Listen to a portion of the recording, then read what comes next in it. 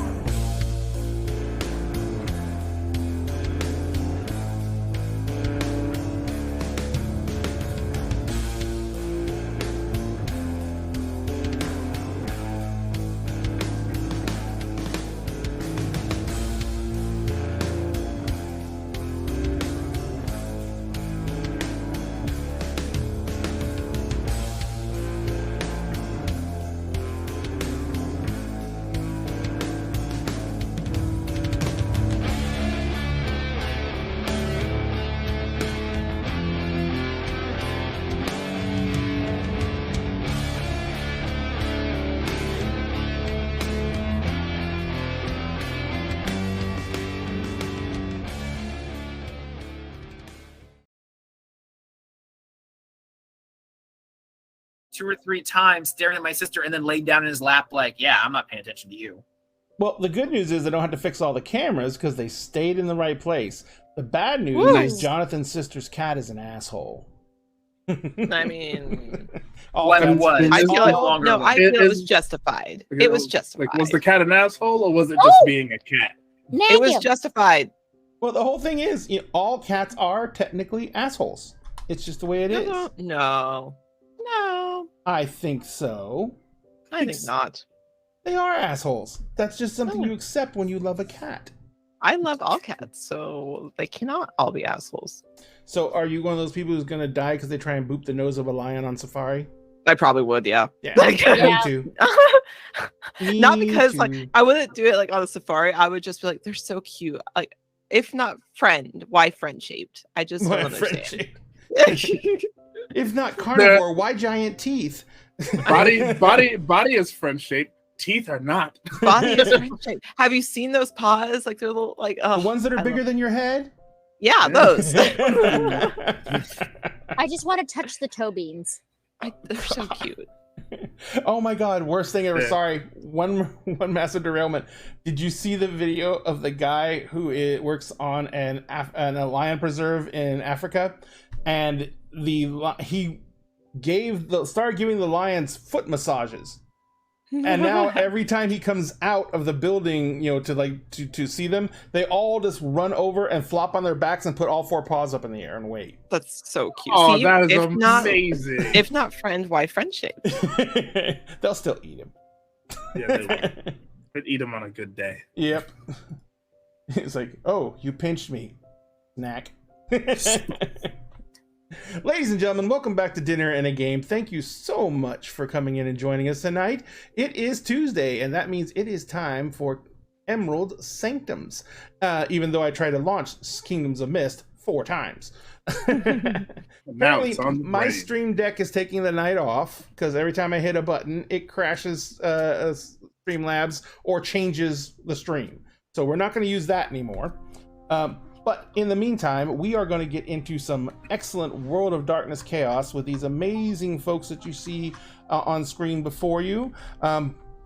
First off, I want to remind everyone before we do that if you go to our link tree right now, you will see a new link in there, and that is for our charity event that we are hosting at Gen Con. We are doing a 2-hour stream Saturday night on Gen Con's streaming channel. It is going to be a charity event for the Trevor Project. Now, the reason that I've been pushing this so much and promoting it so much is Gen Con just informed me that during the stream, we cannot ask for donations for the Trevor Project because the Trevor Project is not their chosen charity this time and are not a partner with them.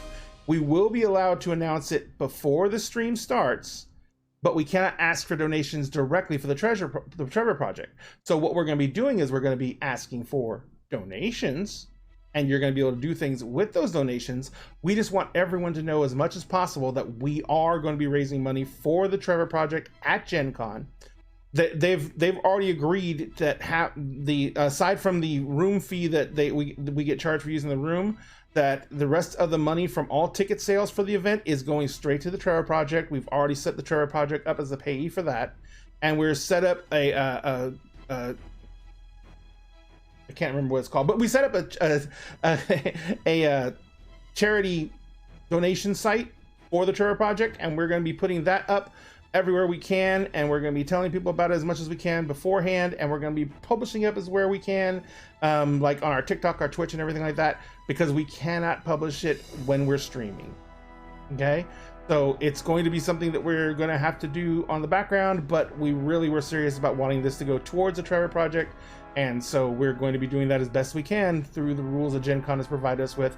We are still really grateful for Gen Con. They're literally kind of bending the rules a little bit to let us do this at all, because normally they have a chosen charity that they use and that they support, and they have everyone who comes in who wants to do charity drives usually do those drives for that charity. So they're kind of being really cool to us. And I would love to thank once again Katiesaurus for hosting this. We are playing a game of Dread, which is a horror TTRPG where instead of rolling dice, every single stressful situation is settled with a pull from a Jenga tower. And I have ordered a giant lawn set of Jenga. So it could be that if you pull and the tower falls, you could get hurt. So we might have to find hard hats. To give it Jenga? I'm terrified. Are you good at Jenga made out of 2x4s? I've never played Jenga made with 2x4s. That's an entirely different monster in and of itself.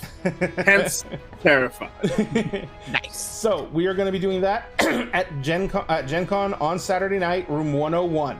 And that all that information is in the Linktree. Tickets are on sale now if you're going to Gen Con. So please, if you can, spare us. It's 2 hours. It's going to be hilarious. Katiosaurus is hosting it. Hey Good is going to be on the panel, which is also going to include Ivy Shadow, Sphinx Akasha, Fountain Pen Femme, and is there... That's it. I think it's just the 5 of you because it's 6 people for what is it? Yes. I think it's it. Because it's me, Milagros, Kate. Oh no, you're missing Ginny Loveday. Oh, Jenny. sorry, God. Oh my God. Yeah, and Jenny Loveday is going to be on there. And if you guys don't know who Jenny is, she is a freelance TTRPG creator. She's worked with a lot of different companies like Baldwin Games.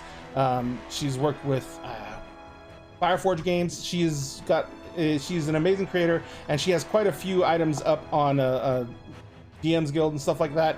So yeah, she's an amazing creator, and she's a content creator herself. So yeah, it's going to be a great time. So if you can come, join in. If you can't come to Gen Con, check us out on Twitch. We will be there. All right, but in the meantime, how is everyone doing tonight? Everyone ready for? Am you okay? I'm ready to burn down half of San Francisco, please. Not with me in it. Thank you. So Yeah, there's only so much I can do too. Em, who are you playing this evening? Oh, hold on. I gotta shut the office door. He is yelling. Well, they're He is traumatizing him. hollering. In He there. is hollering. Traumatizing Hey, quit your hollering. him. Let him holler. He's being traumatized. You'll be hollering eventually too, or crying really Hey. loud. I am playing the Countess Rosaline. She is a she-noble of House Illinid, and she is having feelings again. And right now she wishes she didn't. After everything that has happened last week. I was going to ask you, where do you have to? What is your need on feeling emotions? Do they have to be in your proximity? Mm-mm. For the empath for her partner. So the Oh, it's only romantic for your partner. Got it. It's with the romantic legacy. It could be anywhere. She'll feel it anywhere, anytime.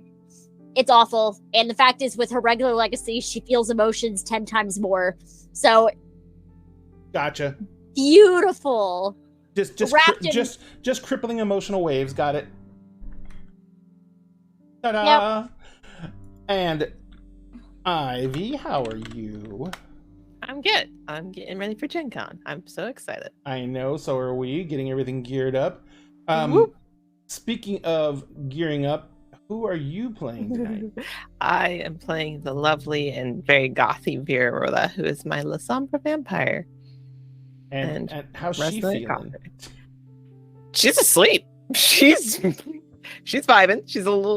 She's always on edge. That's just how she is. She lives literally on edge all the time, 24/7. So she's normal right now.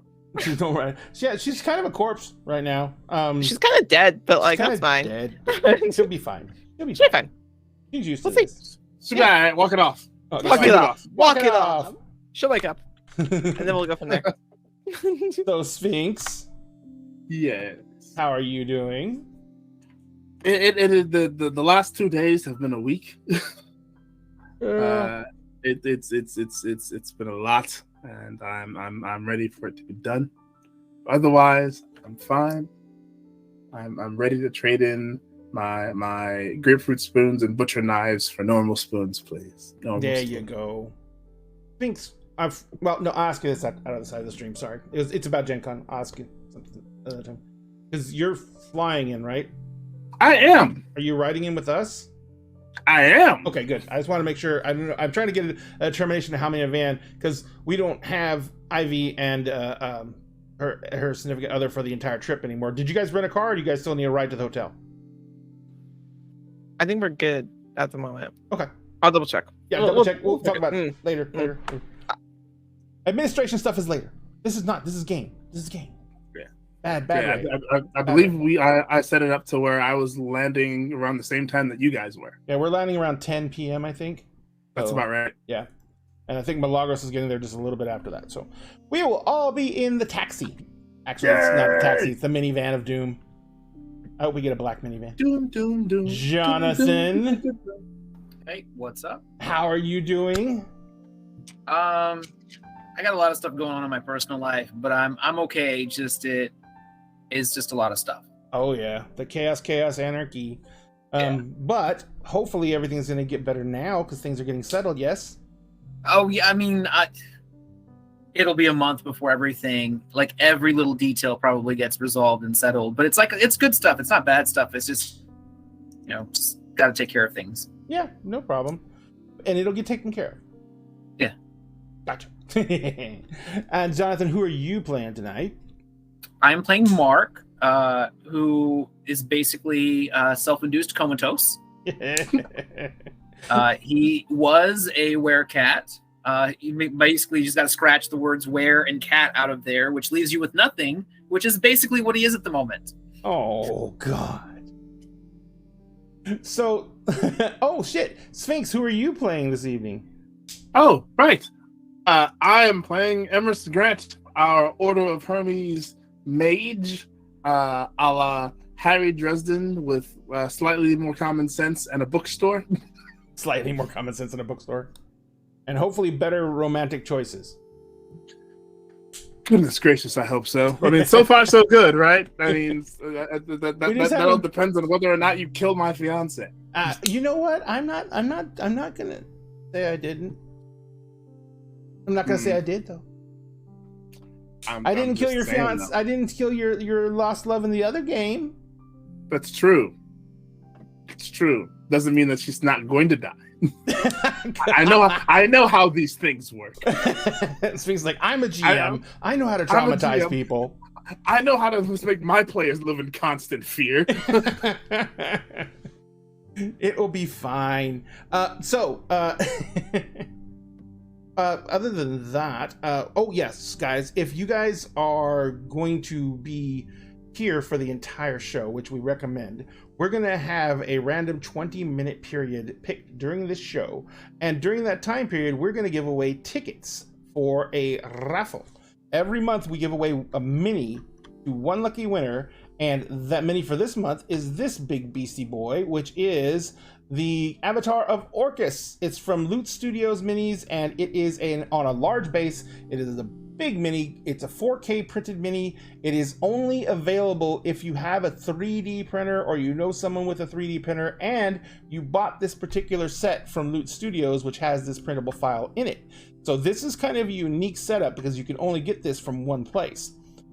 So if you guys want to enter, you have to be a follower of Dinner in a Game, and when the 20-minute period comes up, you have to put in a keyword into chat to get raffle tickets. Followers get 1 raffle ticket per show, and subscribers can get 2 raffle tickets per show. You just have to be watching when that comes up. But if you do choose to follow us here, it does automatically enter you in one other thing, which is the giveaway for a D&D core set of books, which we're going to give away when we hit 1,000 followers here on Twitch. We've been doing really, really well with our follower counts, and I really can't thank the community enough for rallying around us. We're at 896. We're almost down to the last 100 folks. When we get to 1,000, we're going to give away this set. This is a unique set because it is the limited edition, which means it has the foil printed covers, so they're shiny and sparkly. It does come with a GM screen. It does come in the slipcase, so it can go on your bookshelf, and it is a gorgeous set of books. You can choose to use them as your core set, or you keep them on the shelf as a collector's items. It's up to you. But this is a gorgeous set of books, and we are going to give this away when we hit 1,000 on Twitch. And finally, we're trying to get to 1,000 on TikTok. And it has just been a grind. This is the hardest I've ever had on any social media platform to make a certain milestone, and this has been absolutely rough. But we are grinding our way up there, and when we get to 1,000 followers on TikTok, we're giving away this 3D printed Wizard's Tower. This is 4 stories tall, about 11 inches tall, 9 inches wide. Has a hatch in the top that opens and closes. The front door opens and closes. Each level comes off so you can move your minis around while you're playing. And this all comes with staircases that go up to each level, and each individual level breaks down into individual pieces, and those can all be stored in a high-top shoebox. So you guys, this is a great terrain piece. It is a great starting piece for anyone who wants to get into mini collecting. And we're gonna give this away when we get to 1,000 followers on TikTok, and we are at 972. So we literally lost one. I'm gonna cry. But we're trying, and we're gonna keep on trying and get up there as soon as we can. But in the meantime, please, if you can, give us a follow on our social medias. Give all these amazing creators follows on their social medias, which are linked in there. All except Jonathan, because he's the only one of us smart enough not to be on social media. It is a plague on all of our houses, and Jonathan is the only one of us who's smart enough not to do it. Congratulations, Jonathan. You have one life. Enjoy. So, when we left off, fucking the world was exploding. Vera had stayed up dangerously close to dawn and literally had to make a mad dash to the hotel room she had reserved with her escort, who is apparently an ancient gangrel who works for Kinsley, Vera's ex. They made a mad dash to the hotel, got there, and as Vera was being overtaken by the sun and being forced into sleep, she noticed that the gangrel who was escorting her didn't seem to be going to sleep. The last thing you heard from him as he was kind of like tucking you in was him saying, "I'll keep watch." Yeah. And then you kind of disappeared into the sleep of death, and that was it for you. Yeah, she said thank you and then went to sleep. You had back at the compound where the werewolves were attempting to bring Mark out of Hirano. Everyone had shown up there with the expectation that they would find Pandora, Tuck, and Finn there as well. Well, Pandora was present, but Finn and Tuck were nowhere to be found. So as everyone was preparing to go up on the roof to complete the ritual, Rosaline tried to find out where they were, so she called back to the house to get in touch with Murder Hobo in order to have him try and track their cell phones. At which point, Murder Hobo informed her that he wasn't playing for the same team anymore, and that he had pretty much handed over Tuck and Finn in exchange for him being included in their new world order and given a place in that new regime as whichever it was going to be. He was the traitor all along. Yes, he was the mole. Dun dun dun. And so More. So Finn and Tuck are now missing. Mark has had... Oh, hey, Sweetie. Wait, was that Sweetie? Yeah, it was Sweetie. He redeemed to hydrate. I keep on... Cause I thought it was like, is that Sweet Tea special or is that actually Sweet Tea? It is Sweet Tea. Hi, Sweetie. And yes, Sweet Tea, we actually created Sweet Tea specials here just for you. It's true. But we have... So Mark, the werewolves actually went to perform the ritual. They actually had Rosaline, Pandora, and Emery's participate in order to help bring Mark back to himself.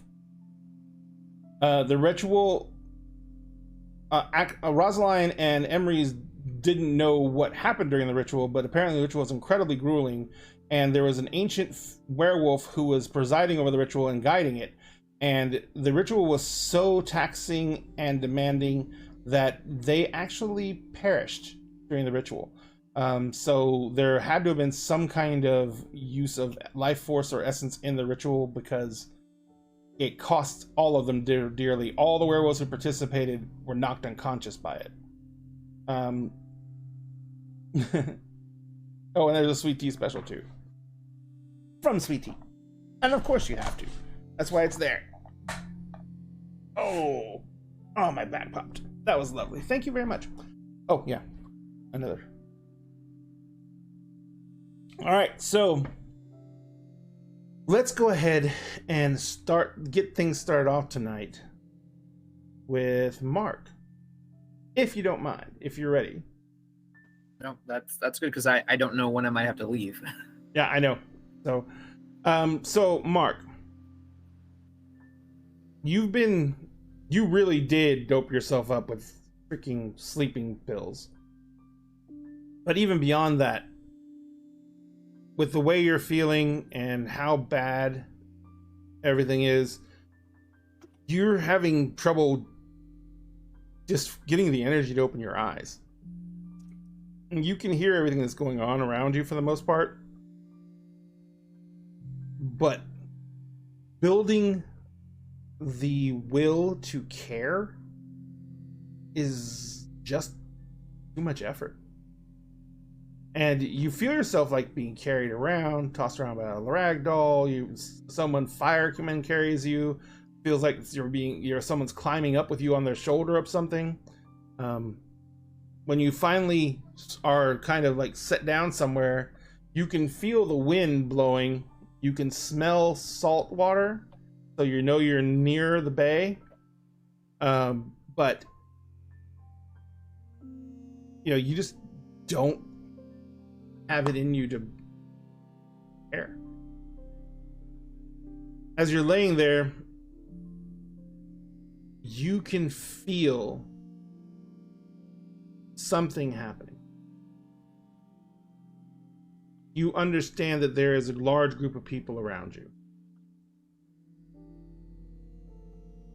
You understand that there is something being done mystically to you.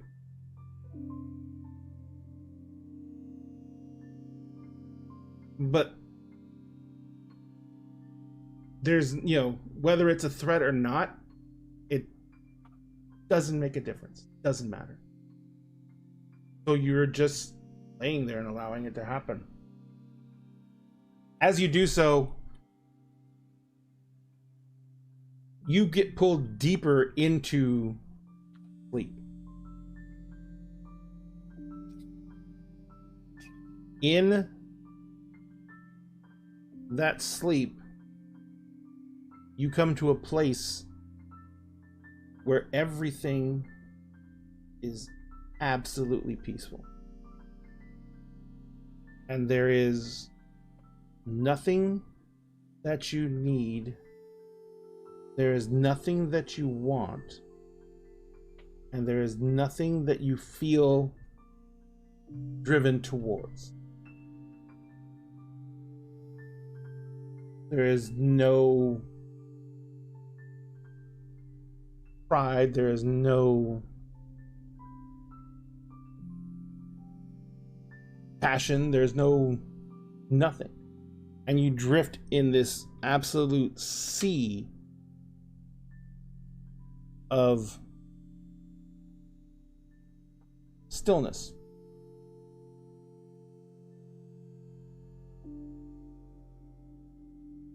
And instead of feeling like this is as it should be,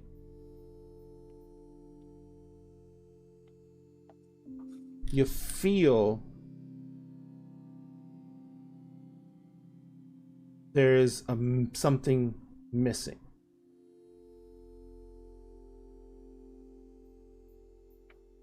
And that something eludes you.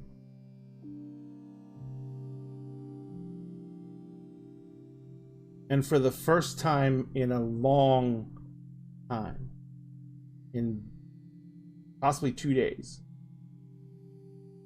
you make the effort to actually bother to open your eyes. Okay. What do I see? You're laying in your favorite spot in your den room.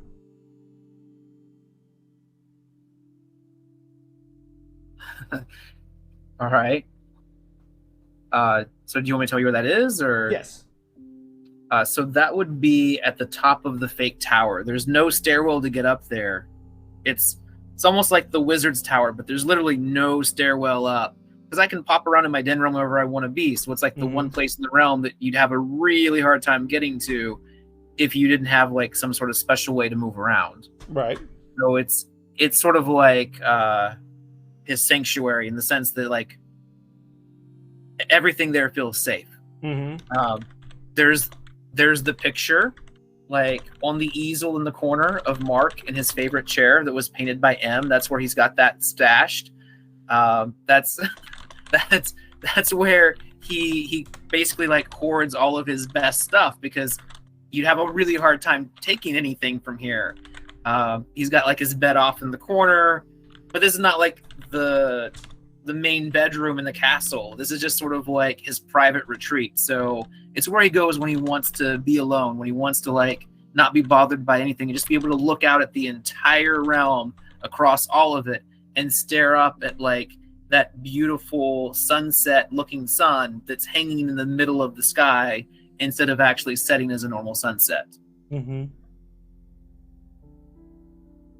As you are sitting there and you're regarding this, because it's my understanding, and this is just a mechanics thing, it's my understanding that a werecat creates his den realm, correct? Yes.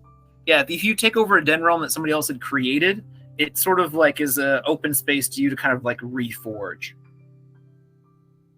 Did you create this yourself? I'm not capable of creating one on my own. Okay. No, so I was able to accept the creation of it and forge it as I wanted it to be, but I don't have the ability or the power to do it on my own. Did you name your mentor? Nope, I did not. But she is a she, correct? Well, the werecat I was with for a year is a she, yes. Okay. All right. So I'm assuming that she would be the one who helped you set up the den realm once you decided you were staying in this area. No, it was actually a werecat that was leaving the area. It's been a long time, so I don't remember if he had a name, but the ones that have to move on like every 5 or 6 years and create a new identity and they can't keep any of their stuff. Like, I was new to the area, like, kind of got along with him. He was about to have to leave, and he was just sort of like, oh yeah, like, here you go. Yep. No, got it. All right, so you look around and you see your den realm, and it's your place. This is you made this your own. It may have been granted by another, but you put it is you. You put yourself into this. It makes sense that you would find some semblance of peace here, but you still feel that hollow missing part. And as you're sitting there, you see and hear a voice. And when I say see, you hear a voice speaking to you, and you see in the aspect of the fixed sun a face. And the voice is very omnipresent, but not overbearing or loud. It just comes from everywhere, but it's not like a giant ringing voice. So, and you just hear it in your head. You are many, many strides from home. And many, many lives from your start. Well, I guess that's true. This probably isn't home anymore, as I just kind of like wander around and pick some of the items up and then put them back down. Do you have a want to come back? To come back to what? To what you were. To what you are. A failed warrior in a battle we already lost? a warrior in a fight that we may lose, but we still fight. Seems pretty lost to me. I saw what happens at the end of the battle, and in doing so, everyone that ever seemed to be invested in me let go, except for the people that were around me that just seem like they can't let go, like they haven't accepted that we lost. But I know we lost, they just won't believe me yet. But I mean, how can you not understand that we've lost the fight? As I walk around, I'm going to pick up like the red blade I left here, the one that maybe I should have brought with me, but I didn't want to take it on a plane. And I'm just going to kind of like hold it and be like, I mean, I couldn't even kill the dragon. I was actually pretty pointless in that fight. And the only thing that happened, even in trying to stop it, was just realizing that we'd already lost. And then I was abandoned. Abandoned for trying. I mean, it really just seems like it's the ultimate blow to indignity. I mean, I tried to fight. I tried to do what I was made to do, and I was cast aside for putting in effort. It just really cements and brings home that even Gaia knows the battle's over with. There's no point in keeping me around. How were you abandoned? How was I abandoned? Yes. She left me high and dry. She cut me off from the aspect of the wolf and then abandoned me. I can't feel anything. I used to be connected to nature, connected to everything. It wasn't just the anger that went away. I can't feel any of it anymore. The only thing I feel is like that weird connection to the dreams, but even that's not real. I can't sleep. I think I've been cut off from that too, but I'm not even sure about that one. But I don't think that's a person that can cut me off from that, but it's all gone. Every bit of it. I don't see the joy in things. I don't see the mystery and the wow to stuff. Gaia's gone. My ability to fight for her was gone. I was cast out, thrown away like a piece of garbage. And why else other than failing or knowing that the war is lost? Except I saw us lose. It was crystal clear. I saw every bit of it. We all die, and it all goes to nothing.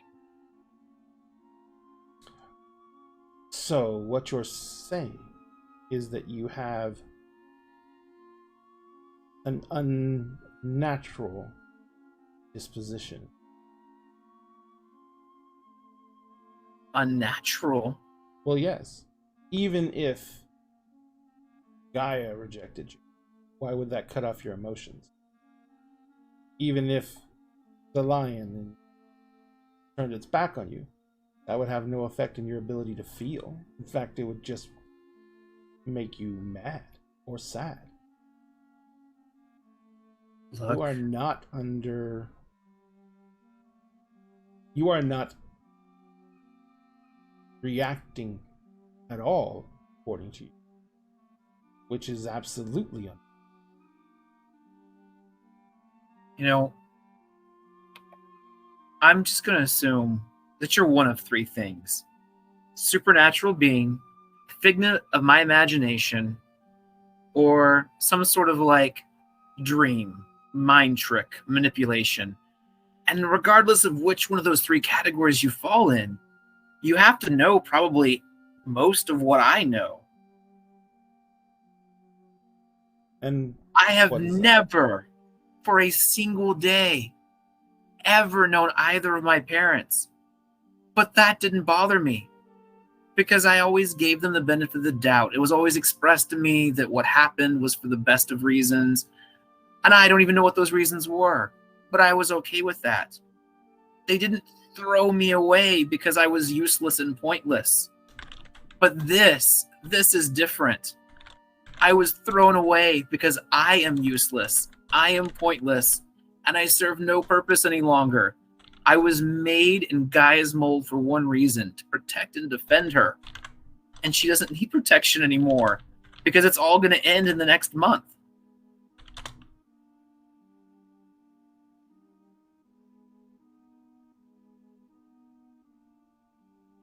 There is much to be said for the truth in what you have been shown. And as for what I am, I would guess the combination of all three.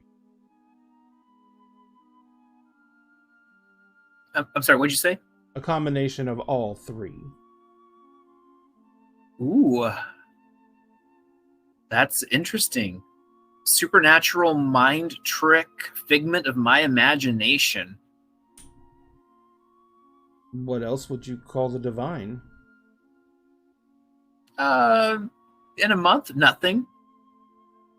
Possibly.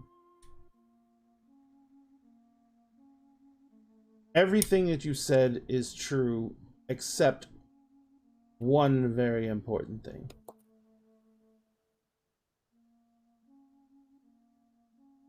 You were never abandoned. Not by your parents. Not by Gaia. And not by the lion. Oh, I didn't think my parents abandoned me. I mean, I think they just gave me to somebody else. Like, abandon is a little harsh for what happened there. The rest of it, I'm pretty sure abandoned is the correct word.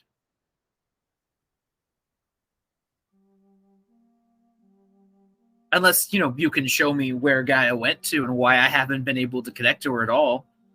Your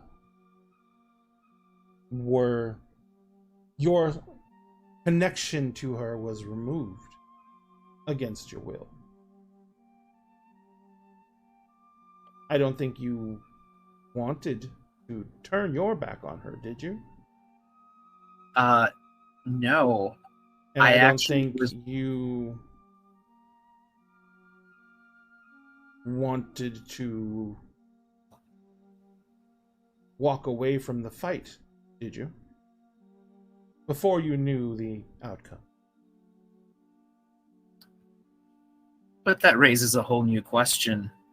See, now, if you're saying Gaia didn't turn her back on me, and I believe you, then my new question would be, what would be the point if something's clearly more powerful than Gaia?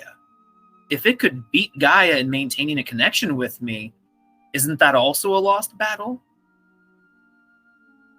Why do you think that a battle lost means everything's over? Well, but this battle is game over. It all ends in nothing when we lose. This battle isn't over. And the outcome is not set in any type of fixed position. Anything you see is malleable because there is no set fate. Even when the spirits discuss what is to happen and what is to be, it's all vagaries.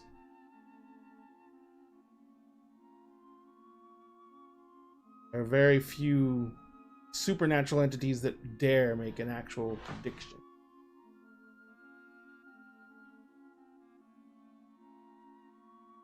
What I want to know is,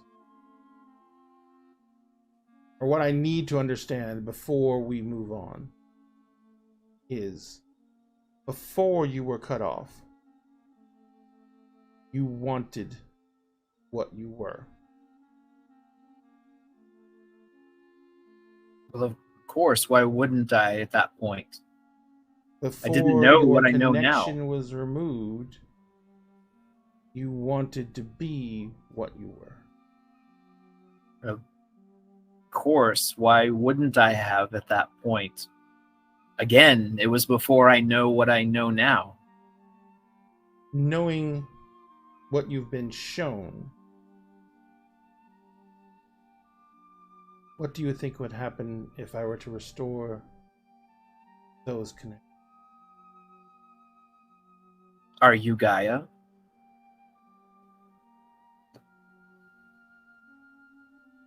I am who was chosen to come and speak. It's a vague answer. What do you think Gaia is?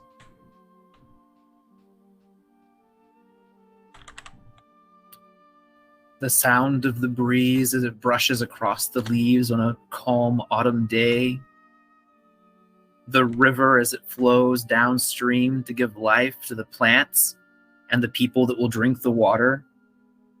The creation of every new thing that sprouts to life as part of a harmonic and symbolic part of the world around it. And even the fungus before it begins its decay. Each piece of the natural cycle is just a small part of what Gaia is, and the consciousness between all of that guides the creation and formation of these things as they continue to move in harmony to ensure that there's stable life around this planet, and probably much further out than that.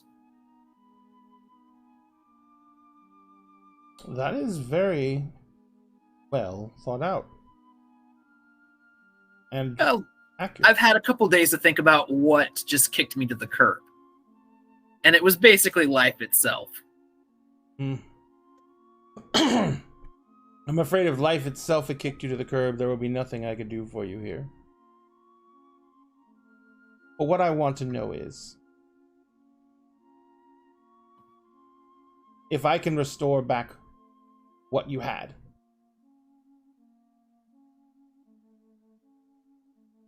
If I can give you back your passions. Remembering who you were. And letting you understand that what I speak is the truth, and you were not severed, or you were not abandoned so much as you were severed from. Would you be willing to still take up the fight?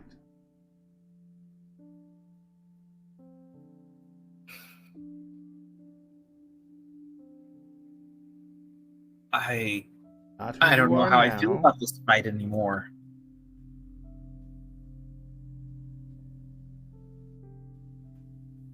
Would you be willing to allow this to happen in order to see how you feel about it then? I mean, I can't imagine it'd be worse than the way things are now. You would feel again. Oh, well, that could make things very much worse than the way things are now. Right, I'm literally at this point is it she or he, or is it an androgynous voice? Androgynous.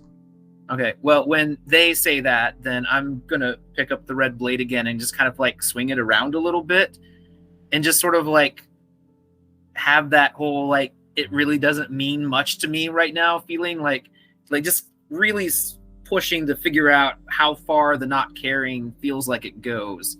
Because this was like one of his most prized possessions at one point. And I'm imagining... It's actually an enchanted blade, isn't it? It is, yes. It is magical. And it is bound to the seeming of yourself, yes? No, it's actually not Fey magic that is what binds it all together. He found it in the Fey realm, but it's not Fey magic at its core. Is it a fetish? No, it's technically actually like a mage's artifact, but it can be used by me. Got it. Look, Emrys, I was not going to tell you I'm walking around with a mage level artifact. Like, Quick thing about the red blade. I'm assuming that it has its own abilities within it. yes. So it actually is a little bit of a quintessence battery, but not a large one. Mm-hmm. But it can store small amounts of it because it uses that to fuel some of its powers. Like I already see Emrys being like, "Why didn't you tell me any of this stuff? Why didn't you use your prime sight when I was wielding it?" So, because I don't think he's only seen you wield it once in the fight with the dragon. Yeah, I know, and I like sliced things to pieces with it, like they were like hot knife butter. That's basically what was happening with it. But There were other things going on. Yeah, Emrys wasn't worried about that. He was a little bit more worried about his daughter and dying. It has prime matter. I I think those are the two main ones. I don't think there was another spear that was invested into it. But it uses the combination of those things to basically be a much better material than you'd possibly normally have. And then it uses the prime to basically rip at something's prime pattern. That's part of how it does aggravated damage. Yeah, that's bad. You know what? When you're picking, It's picking, a good sword. when you hold the blade, there is a tingle in your palm. Because this blade is yours. This is a blade you won. What kind of tingle? It's, you know that little zap from static electricity when you're walking across a wool carpet? Yeah. It is that all up and down the handle. Oh. But the key thing is, it is feeling.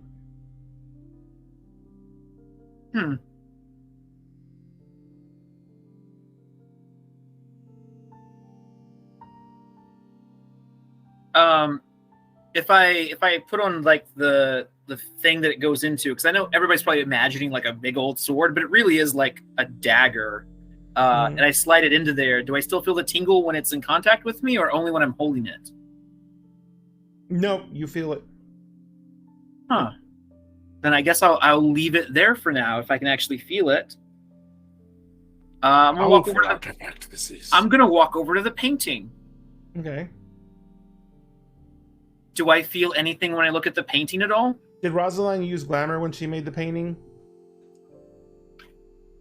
No, because we were not allowed to use glamour, but it did come from her paint kit, though.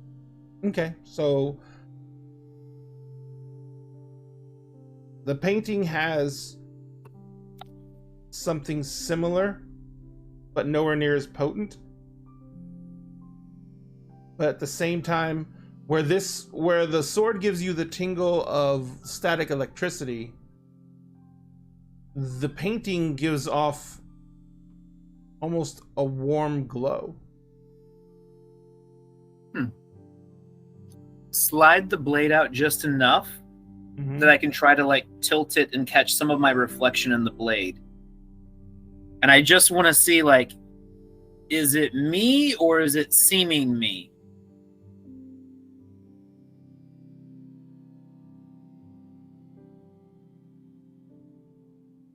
You can see you, but almost like a superimposed ghost. Like when you put two negatives together and you get that ghost image over it, you can see the faintest bit of your seeming there. Thank you very much for the cheers, Malfi. For the bitty bits. But, you hear the voice again. There is many pages left in your tale. Yeah, you know what? I got an answer for you. Respectfully, please convey everything I say exactly as I say it. I don't need you, and I don't need Gaia. I have them. And if she wants to apologize, she can come do it for herself. I'm going to figure this out without you. And I don't care if I don't have any abilities anymore. So I don't owe you a favor. I don't want favors from you. And I don't even think you're really offering me anything good, because you're going to basically come back and tell me I owe you a debt. And I paid that debt over 1,000,000 times in everything I've done so far and got nothing for it. So I'll go help them, and then the world will end and we'll all be in nothing together, but I'll have helped them. But I'm not going to end up on your ledger or hers. So if she wants to help me or you want to help me, you're going to do it free and clear. Or you can just send me back the way I am and I'll deal with my own life. You literally see the face with a huge grin. And you just you can feel the chuckle. And it says, then you and we have an understanding. This is because she would never turn her back on you. But this is also... I really have that... This is also because what you have been through, what you have suffered, cannot be undone without trial.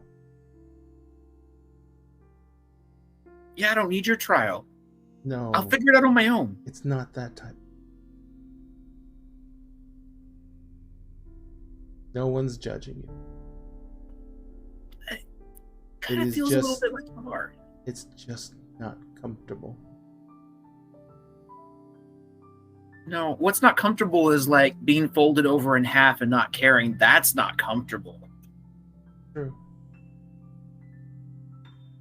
But you said, if we do this free and clear, and you owe nothing,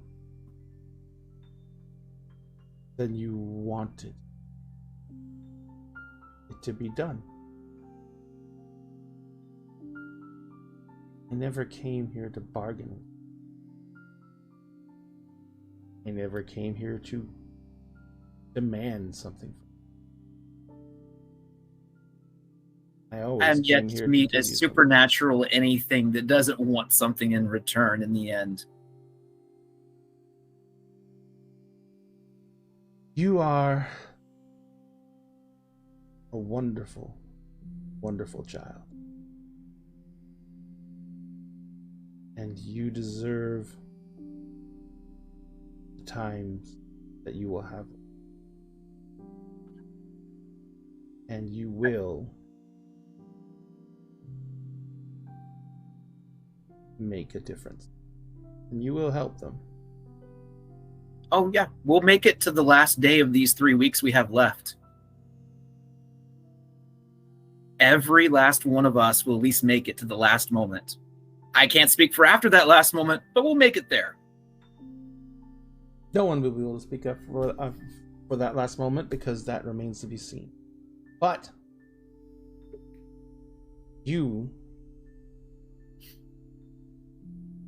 will accept a gift then, yes? No strings, no IOUs, nothing. That is always a very risky proposition when somebody's giving you a gift for free. If they give you a gift for free, then they cannot come back and claim a debt owed. Not all gifts given freely are good gifts. That is an absolute.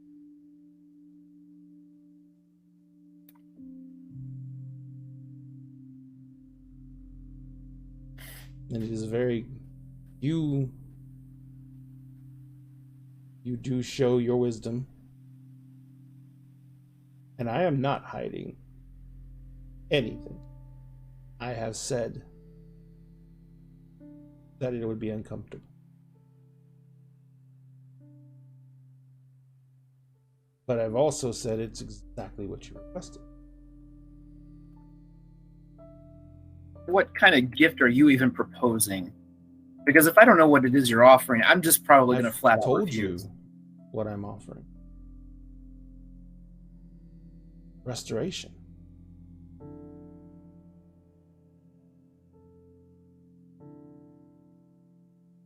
Sure. No strings attached. I owe no one anything. You've never owed anyone anything.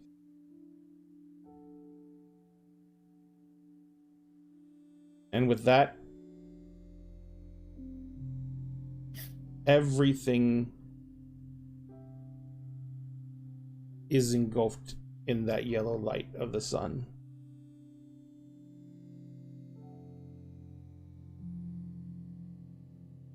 You feel initially bathed in this yellow light. You can't see anything, but you can feel warmth all around you.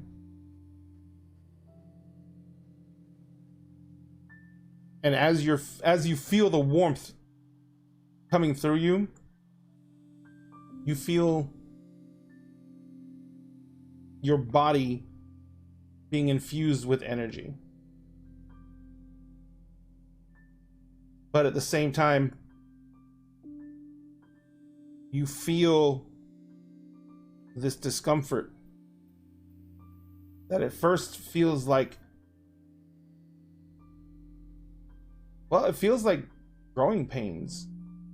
It feels like those aches in your joints, those sharp pains that come from nowhere, but they quickly accelerate. And it dawns on you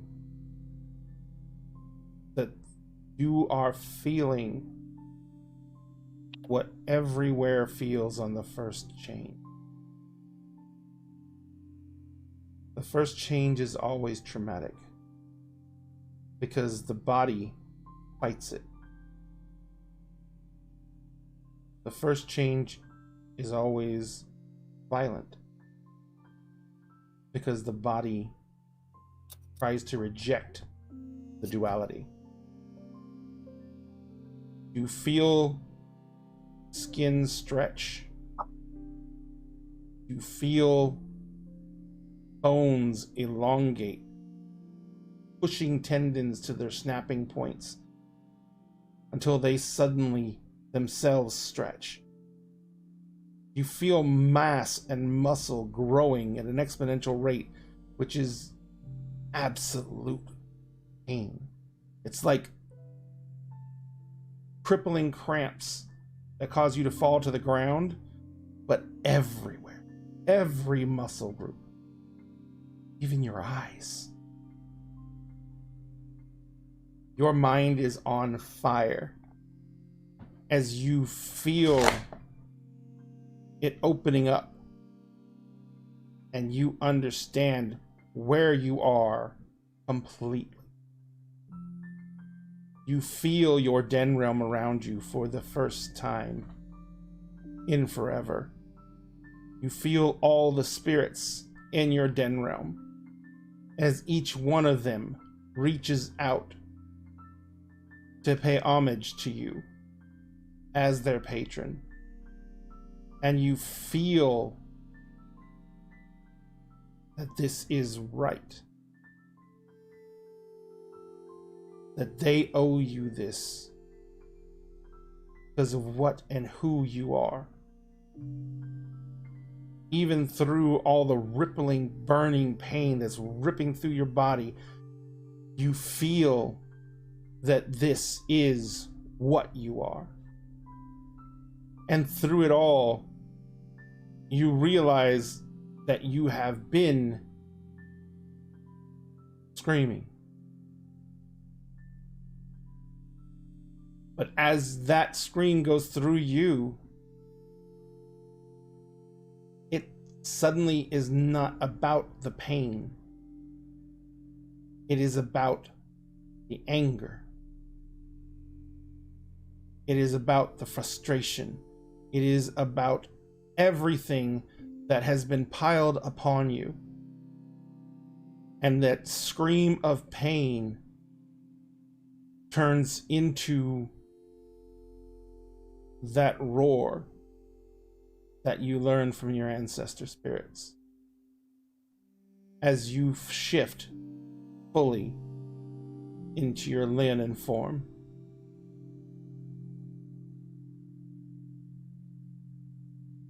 On the rooftop, thank you very much for the follow. I cannot even try that. Grass Diaries. I'm only going to put the last part in. Astoria Greengrass Diaries. That is an amazingly cool name, but very hard to say on the fly. Thank you very much, Sphinx. But yes, so you feel Gotcha. the roar burst from your lungs. At the same time, you all see Mark roaring and collapsing back down. Maria goes up to check on him. She looks up and she nods to you, and then she goes to check on the others. And when she turns back around, Mark, you are on all four paws. You can see the sun coming up. You can feel its warmth on your face. And more than that, you can see that there are spirits all around you. You know you're on top of a building. You see plenty of urban spirits, but you also see many other spirits. And the one thing you see more than anything else, you recognize. It's the old woman from the Sept meet. Her form stands in front of you, leaning on her staff. Spectral. And she looks at you, and she says, I am glad it worked. Glad what worked? Welcome back. I'm gonna look around. Like, You see anybody else acknowledging her, or just me? Nope, just you. You see everyone else. Like, you see Maria shuffling around between everyone, checking on them, helping some of them up. They look very groggy. But you see that the old woman has been respectfully laid on her back. Her body is laying there, and the staff has been draped across her chest. You see Sphinx. What would Emery's and what would Rosaline be doing at this point? Trying to help other people, or? Yeah, Emerson will be trying to do what he can to help around and get people to their feet, get people over someplace where they can rest a bit easier. Gotcha. So yeah, you see her, and she's the only one there with you. Oh, we lost Jonathan's cam. He might have had a nephew come running into the room. Nephews are good. But as you guys are sitting there and you're looking at this happening, Mark's body is still laying there.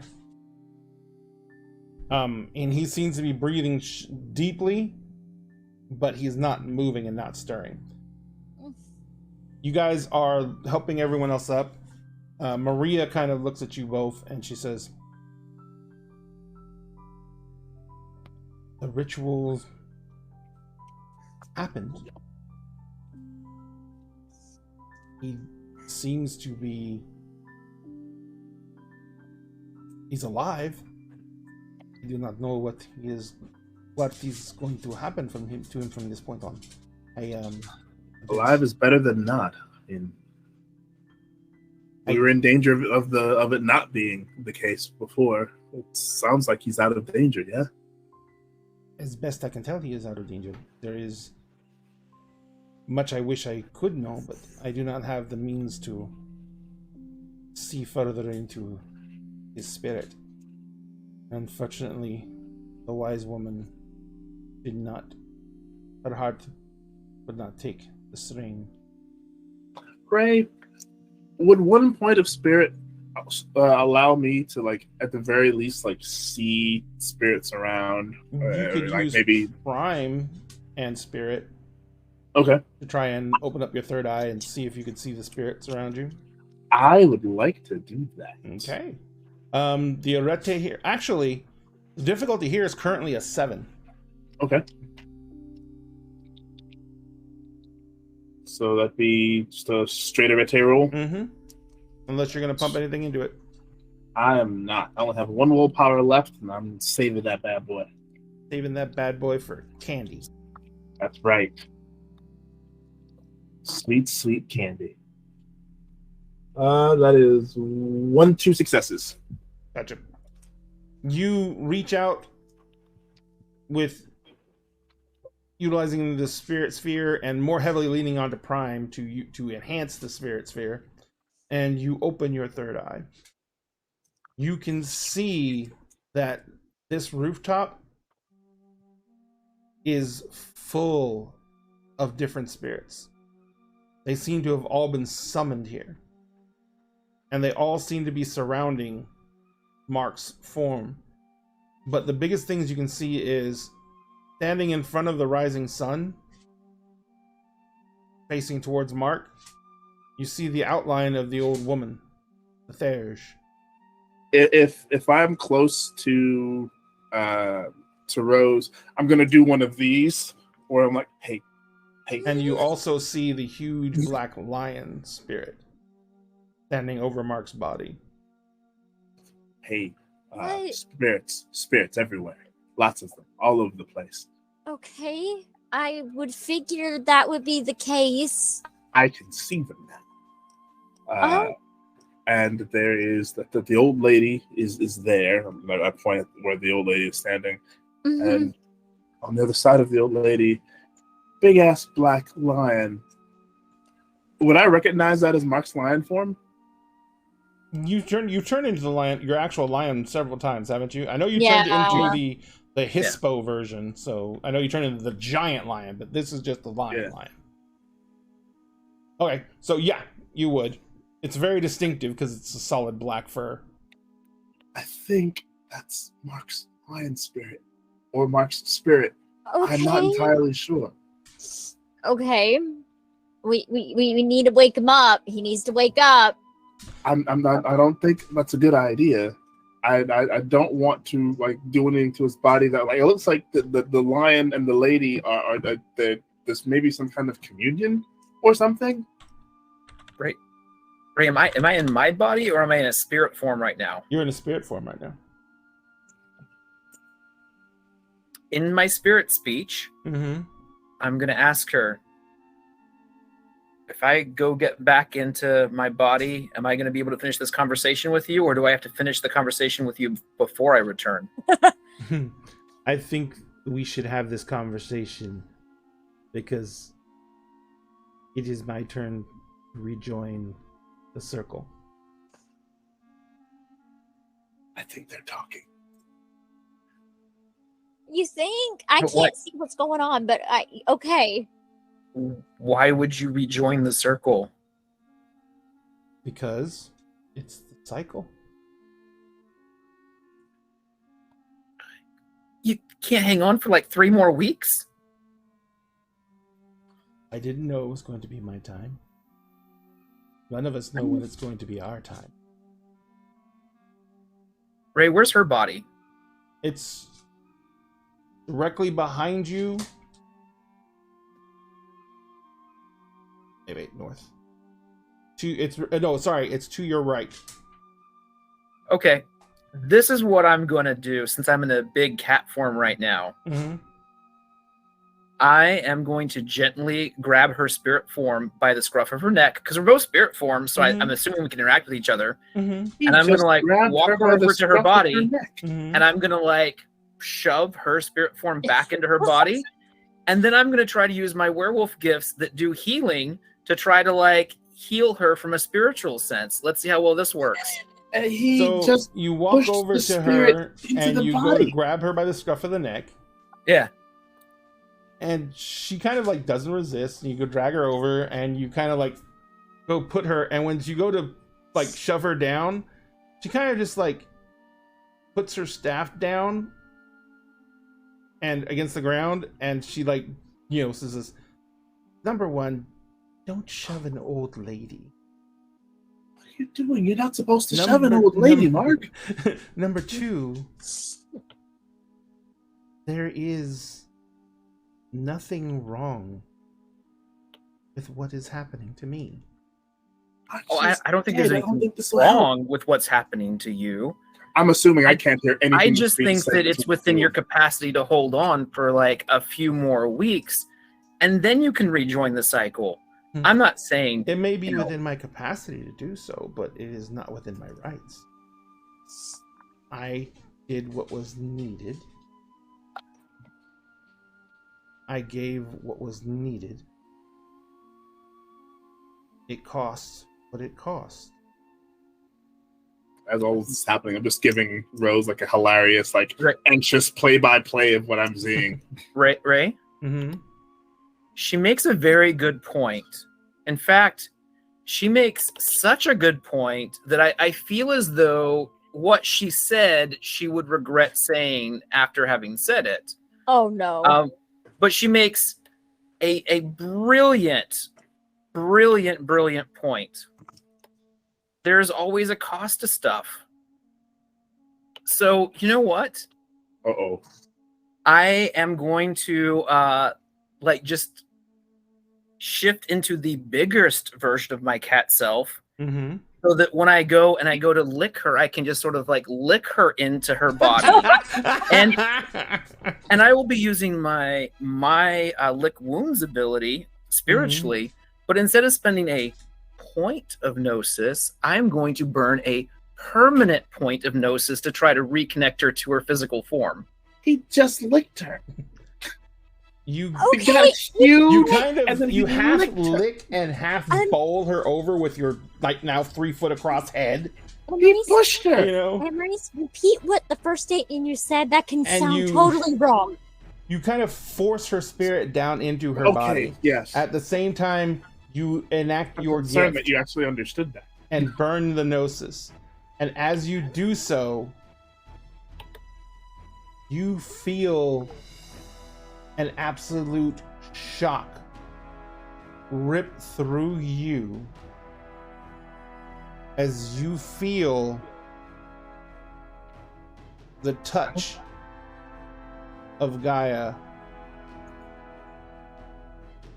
channel through you.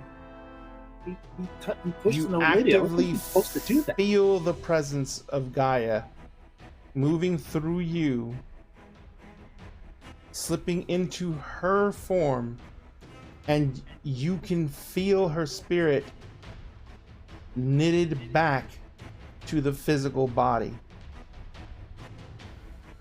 That's weird. And That's weird. you guys and Rosaline, you see the little old lady's back arch like she just got hit with a defibrillator, Smacking Emery's in the chest, trying to grab his attention And to look she at the draws body. in a huge I'm breath. looking. I'm watching this whole thing. and she kind of He pushed she's him. sitting there, and Maria comes running over to her. Is like, "What's going on?" And she looks around, and she's like, she puts steel needles down. She goes to check her pulse, and she says, "I'm fucking alive." She says, Mark did that. "Help me up." Is all right. You made your point. Would you All right, mind coming back so we can finish their discussion? Right now I'm going to run back to the center, Mm-hmm. and I'm going to just roar, and then I'm going to tell the spirits, don't leave yet. You've got one more thing to watch. And then I'm going to run over to my body and get back into it. Mm-hmm. I'm going to shift into like my Glabro form I'm normally in, and Mhm. like get up on a knee and then push myself up.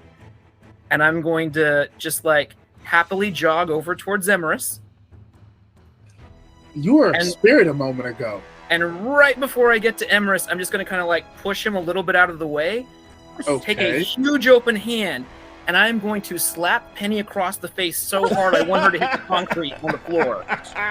And as soon as she hits the concrete, I'm going to point directly at her, and I'm going to say, "You silver-scaled reptile. If you ever pull one of those stunts again, you will be eating concrete. I will be it's throwing not you in off her the building, anymore. and you will It's not die. in her And if the anymore. building and the fall don't kill you, I promise you, it will be the worst and most agonizing death possible. Penny's kind You of will laying on not the do these ground, stunts again." and her eyes are all tearing up, and she says, "Mark, No. Rose is just the gonna grab Mark. dragon went by into the face. spin."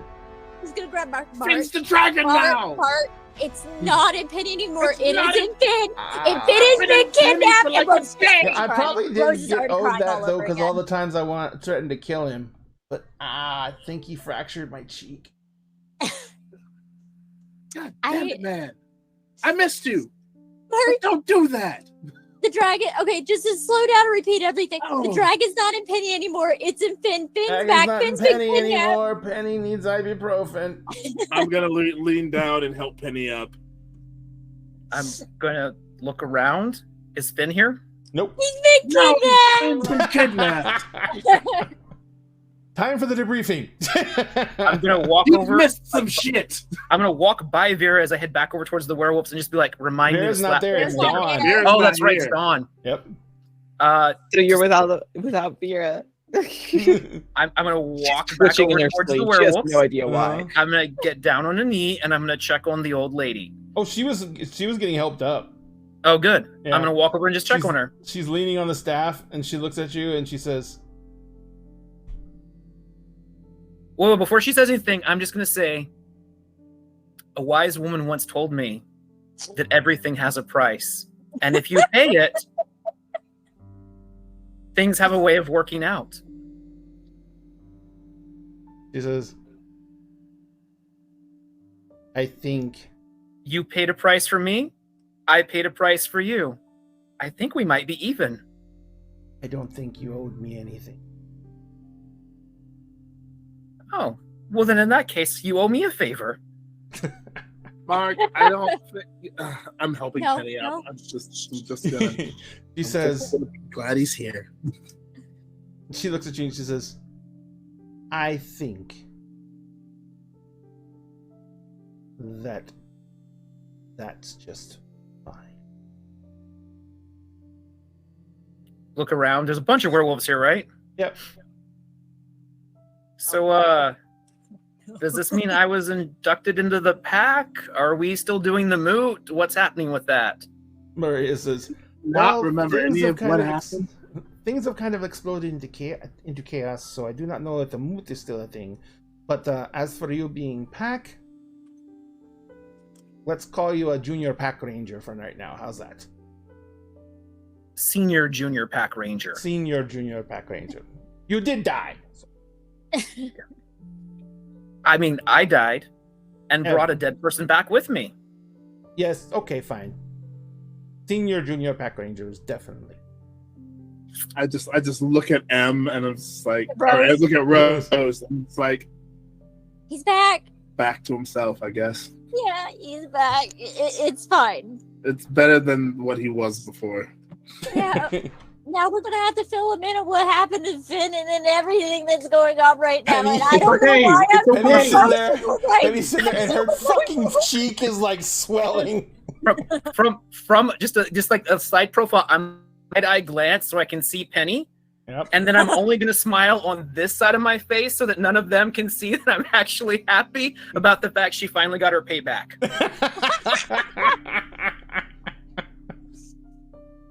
So the Maria says, all right. So I think we should get off the roof. It's going to be a long day. Yeah. Can I get some ice for my kid, please? Yeah, we need to get her downstairs and get someone to look at that face. Yeah. We have a couple of nurses in the set, so Oh my gosh. I'm just gonna walk over and I'm gonna be like, oh, that's right. Personal space, can't touch you. And then just keep walking because I was about to help her and then I remembered the rule. one of her eyes is now swollen shut and her cheeks all puffed out, and she says, you're so funny. I think one of my teeth is loose. I'll get you fixed up. Don't worry, kiddo. Hells. Oh, God. It's been All a right. day. Yeah. For us all. Raze, does anything feel or seem different, or does this feel like I'm back to basically normal? You're not back to normal. Oh, You have okay. memories of everything that happened to you while you were in Murano. Everything you felt. You just now feel the connection to Gaia and your lion. And you understand something. You understand that it is why you are who you are. It is why the changing breeds are the ones fighting this fight. Because they're the only ones who have the endurance, the perseverance to see this through no matter what the outcome. Gee, thanks. On behalf of the rest of us, she thanks. These are things that Ray is telling me I know, not thoughts I have of my own. There's a difference between exposition and personal thoughts. Yes, that's what I'm saying. This is things that you know. I thought you'd be like, no, this wasn't directed at you. This is directed at Ray, who represents the universe right now. sorry, the direction On you're behalf of pointing the with rest your of us. arm is towards me on my layout of the screen. So, Sure. Because of the call, yeah. Good to have So you back, Mark. let's do this. First off, I'm going to go ahead in honor of bringing Mark back. I'm going to go ahead and start the contest. So Huzzah! Let me get into my Streamlabs account real quick so I can start that up. So what we're going to do, ladies and gentlemen, is we're going to give away raffle tickets. We give away raffle tickets based on how many shows you watch a week. If you're a follower, you can get 1 raffle ticket per show. If you are a subscriber, you can get 2 raffle tickets per show. At the end of the month, we give away a mini. That mini is, let me find him. Where'd he go? There he is. This bad boy. This is the the avatar of Orcus, and it is a mini from the Loot Studios. I can't remember the name of the collection off the top of my head right now. Sorry about that. But the Loot Studios minis, they make 3D printable files that you can subscribe to as a service, and they send you a batch of these files, and they're all themed. This one was themed around demons. And you can, if you have a 3D printer, you can print them out. And I have a 4K 3D laser printer, resin printer that I print these out on. And we're going to give this away on the M's show on Saturday morning, the 30th. And the last day you can get tickets for it is going to be the 29th, which is our Firefly show that evening. So I'm going to start this giveaway now. All you have to do is type the keyword as it's shown in chat. And oops, I forgot to complete it last time. I hate it when I do that. Let me start it now. Start giveaway. All right. And so all you do is type the keyword into chat, and you will be entered to win. And that will be, all you have to do is type !demon, and you will be entered to win at the end of the month. I just want to make sure that was working. Okay, good. It's working.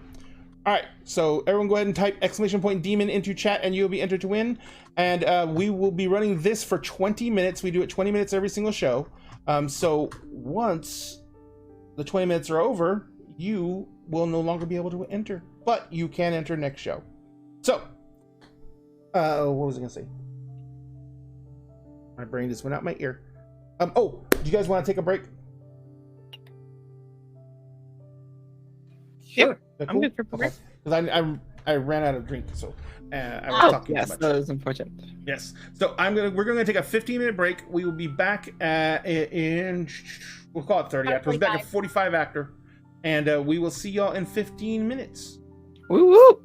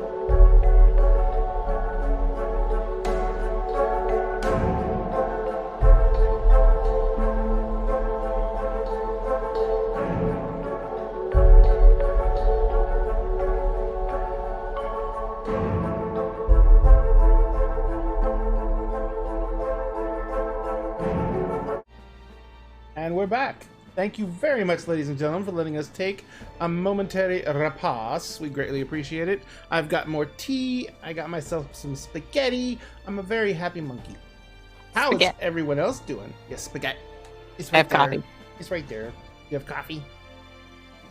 Okay, so I'm supposing we're gonna need to have some conversations now that Mark's back in his body. So I'll leave it to Mark, actually, since he just got back in. He was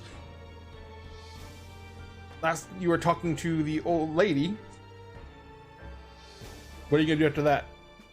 As soon as they all wait, are they leaving yet, or they're staying up here for now? Emery's, you said you were taking Penny downstairs to get her looked at, right? Yeah. Rose is upstairs, still on the roof. Maria is helping the people who are still struggling to get down, you know, because there's still some of them are still pretty shook. They get there. So the kind of the werewolves are going down the ladder one at a time, carefully, and so it's taking a little while to get down. So what are you two, like, Rosalind? Are you kind of like waiting on Mark? Yeah, she's waiting on Okay. Mark. You know what? Since the werewolves are still up here too, I'm just gonna look around because I know the spirits are here. Oh my god. And in the spirit language, which some of these werewolves might understand, I am just gonna kind of like scream at the top of my lungs. Here stands Mark, the proud Simba, slayer of 2 dragons, defeater of Harano, the only werecat that I have ever known that a werewolf would lay their life down to save, and one that would not allow them to do so, and would bring them back to life. I am the one who has orchestrated the plans to get people to do the things that needed to be done. I have walked behind the group, and I have used subtle, sly tricks to get them to move in the positions I need them to be in. I have told them the things they want to hear, so they would do the things that needed to be done. Why? Not because I could, but because they had to be done. And I could. And they fell for it. Again, and again, and again. This is in spirit speech. I don't speak that. No. There stands a mage. Well, not over there anymore. There was a mage over there. He went downstairs. I've covered up some of his mistakes. Oh, no. I've accepted the times that he toyed with my items, and I paid him back in ways that he hasn't even figured out yet. I have claimed items from all of them without their knowledge. Each and every one of them has something on them that they treasure that technically belongs to me, and they are none the wiser. I have done all of these things, and I will continue to do so, for I am the fiercest, mightiest warrior who has outmaneuvered and outsmarted them all. And I have outsmarted the worst of situations, and I have come back. And I stand here to have you speak my stories across all of the 4 corners. Go forth and tell everyone what Mark has done. Tell the cats and tell the wolves, because I am now both. As Penny, as Rosalind is standing there, like, What listening the to Mark fuck? speak gibberish, the old lady kind of walks up, leaning on her staff, and stands beside you, Rose, and says, Technically, you claimed Vera, so like. technically what? Technically, Mark claimed Vera, That's true. so like, there's that. What is he screaming about? Oh, he's listing all the ways that he's better than everyone. Oh. I think it's a cat thing. The werewolves do this too. Yeah. She says, oh, well, now all the spirits are going to go and everyone's going to hear about it for like a month. Hey, you know what? Mark is gonna be Mark. Let him be Mark. And she's like, I don't think anything is going to be able to stop that anymore. Nope. Like, I hate ladders. And she, like, turns into a fucking giant Krenos werewolf and jumps off the roof. Okay. I will walk over towards Rose because she's the only one I think left on the roof now. Yeah. Welcome back.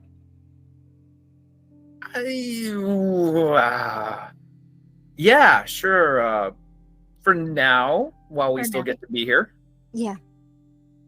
You missed a lot. Yeah, Penny's not the dragon anymore. Nope. And Pandora didn't show up for this. She's here. She went downstairs. Oh, Pandora left early before all the good stuff happened. No, she was helping the others get downstairs. She was here the entire time. Okay. So then, why are we on the roof? And what is all this stuff you're saying happened? I mean, it's only been like maybe 12 hours, right? It's been almost 2 days, Mark. Oh. Well, why don't I feel more rested then? You were sleeping a lot and you weren't really responsive. Yeah, but should I feel good? It was like the first time I got to take a nap in weeks. Well, what do you want to know what you missed?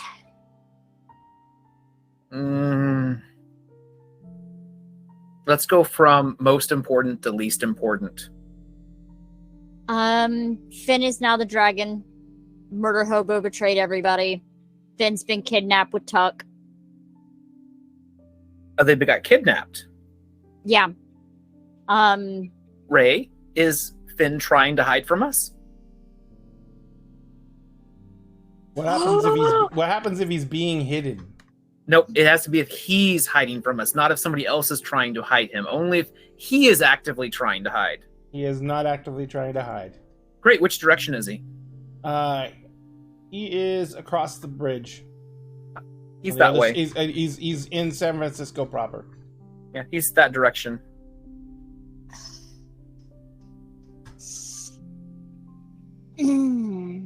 I don't have a car to go get him. Oh, what happened to your car? Vera's ex-girlfriend's friend destroyed my car. Emery's and Vera were kidnapped for a little bit. Apparently, Kinsley is on our side. Ezekiel was a bad person, tried to kill all of us. Oh yeah. Can I have my phone back, please?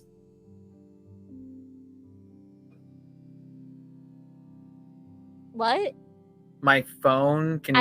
I don't have it. What do you mean you don't have it? I don't have your phone. Why wouldn't you have my phone? Vera might have it, but Vera's not here. Well, where's Vera? I don't know. Oh no, Emery no. says the address. Emery says the address. I think Emery's knows. Vera does tell Emery's everything. Ray, Uh-huh. do I have Not any everything. memories of which hotel we were at? Like when I went downstairs to buy the medicine? You didn't give two shits. I know she's at a hotel. Mm-hmm. Yeah, so she's probably safe right now. We can narrow it down. The interior decor was tacky and outdated. Oh, that's all of them. And it had a window AC unit. No, it didn't. Didn't have any windows at all. Oh, that's right. That's right. It didn't. I forgot that part. That means it has to be a big enough hotel to where it can have interior rooms with no exterior facings. Yeah. Okay, so it's a big hotel.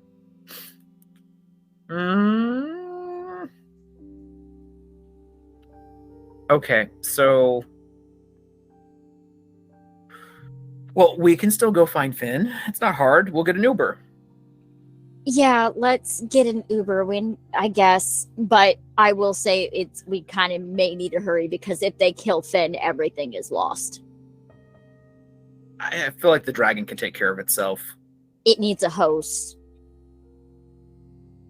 I mean, there's a bunch of hosts. It'll just pick somebody else. Not that I want to lose Finn, but I mean, like, on that front, the dragon doesn't care. One other thing about Finn. Finn is Finn, but not also Finn at the exact same time right now. Oh, okay. Not to sound insensitive, but when it comes to Finn, let's tackle one bridge at a time. Like, let's save him and then worry about what. We'll explain it in the Uber. Let's just go. Let's just go. Let's just go. Oh wait, I can't get an Uber. I don't have my phone.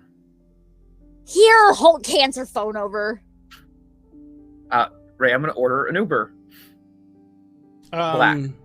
She doesn't have Uber set up on her phone? Yeah, I do. Penny set it up. Oh, that's right. Penny did set it up on there. I forgot.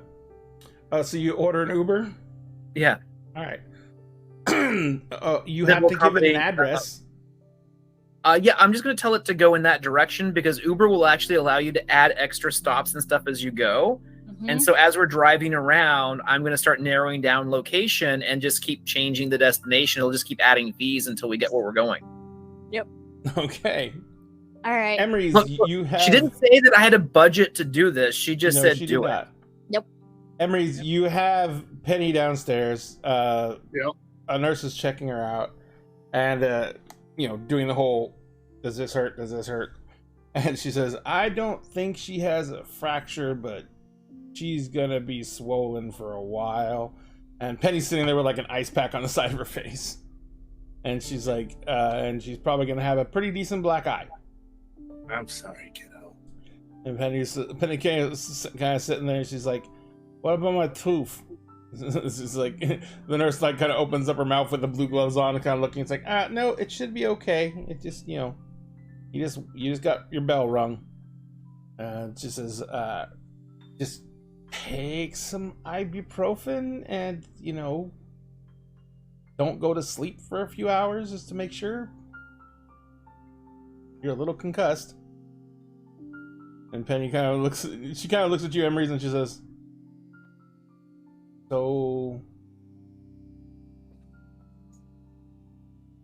I am assuming that we're going to go find Finn now? Probably. You might want to get some rest. Does you not want me to come? No. I'm not saying that. I'm saying you just had your bell rung and are possibly concussed. You know what? I'm not saying anything. How do you feel? Do you want to come? I don't want to be useless. I understand. Okay. We'll bring some ibuprofen with us. Get your gear, and we'll figure out where we're going. All right. So Penny's, actually, she just goes back over to their little first aid station and gets some ibuprofen, and she picks up her bag. Rosalind, are you and Mark coming down off the roof yet? Mark, are we coming down from the roof? I guess unless we're coming, there's more stuff happening. Yeah, let's go down from the roof. All right. So you guys come down off the roof. You go Mark's called an Uber. You can see that you can see Emery's and Penny. You can see Emery's Penny's got her bag and she's like, putting her vest back on and everything like that. What are you guys? You guys gonna go get them, or are you just heading for the Uber? Mark, you need some pants. I mean, I don't think Finn minds. I mind. Oh my gosh, this again? Finn is back. Let it go. God. I'm gonna get up from where I am. I'm gonna walk over to Mark. I'm going to give him like a huge hug. I'm going to kiss him on the cheek. And as I do, I'm going to say, it's good to have you back, Mark. If you ever hit my daughter again, I'm going to drop a house on you. And then I'm going to look at Rose and go, I don't want to hear it. And And I'm gonna get. wait, and wait, I'm wait, just wait, gonna wait, walk wait, away. wait, no. As soon as he says I'm gonna drop a house on you, I'm gonna whisper in the softest voice ever so that literally only Emerus can hear it. I'll be hugging you when you drop that house. And Emrys will smile and he'll say, And then I'm gonna like grip him really tight so he can see that I can hold on really, really good. And then pat him on the back. Yeah, drop that And I'll house for say- both of us. and I'll say, then either you or I or both will go. Good. And Good. very, very quietly. We'll go I'm gonna- together. Very, very quietly while still holding him, I'm just gonna say, we only have 3 weeks anyways. I So know. I'm more than happy to go with you if we have to. Fantastic. Can we please get him some pants? Welcome back. Welcome back. Welcome. You know what? He's gonna do that thing where like he adjusts his posture so that his butt hangs out a little bit more. Maria comes walking over with a pair of sweats and just like hands onto Mark. No, you could have just chucked them at him. Hand them to him. I'm gonna meet y'all outside. They're Bye. like the sweats from the gym. Okay. Like they got the gym's logo on the legs and everything. Fairly decent sweats. So And I'm going to wrap them around my waist and tie it like you would a sweater. Just put on the pants. Emrys is just gonna shrug and walk away. No, I mean these aren't my pants, and you know, y'all can't give me my phone or my actual pants. Like, Because you left them. 'Cause it's you all left. fine. Nobody cares. Except for you, because you can't take your eyes off of me. Oh my god, not this again. Not this again.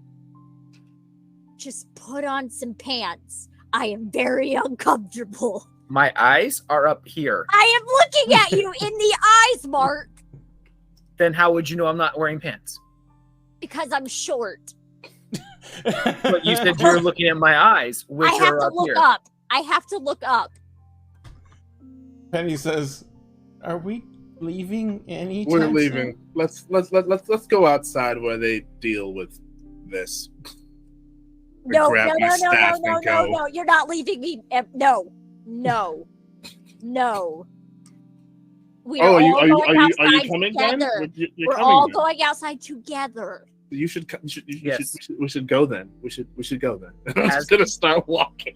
As her friend, you should not leave her alone with me anymore because it's getting more and more difficult to keep her away from me. That sounds like a you problem, Mark. Welcome back, buddy. So her just tell. Why does everybody think I'm trying to freaking seduce Mark? This is fucking stupid. Penny kind of like looking at you is like, "You're trying to seduce Mark? No. Are you guys like poly or something? I don't know. No, I'm not gonna judge you. It's cool. I mean, you guys work out whatever you're gonna work out. You know, a lot of trust. I mean, I respect that. That's a big commitment to Penny, I suggest you shut your mouth before I hit you next. Oh.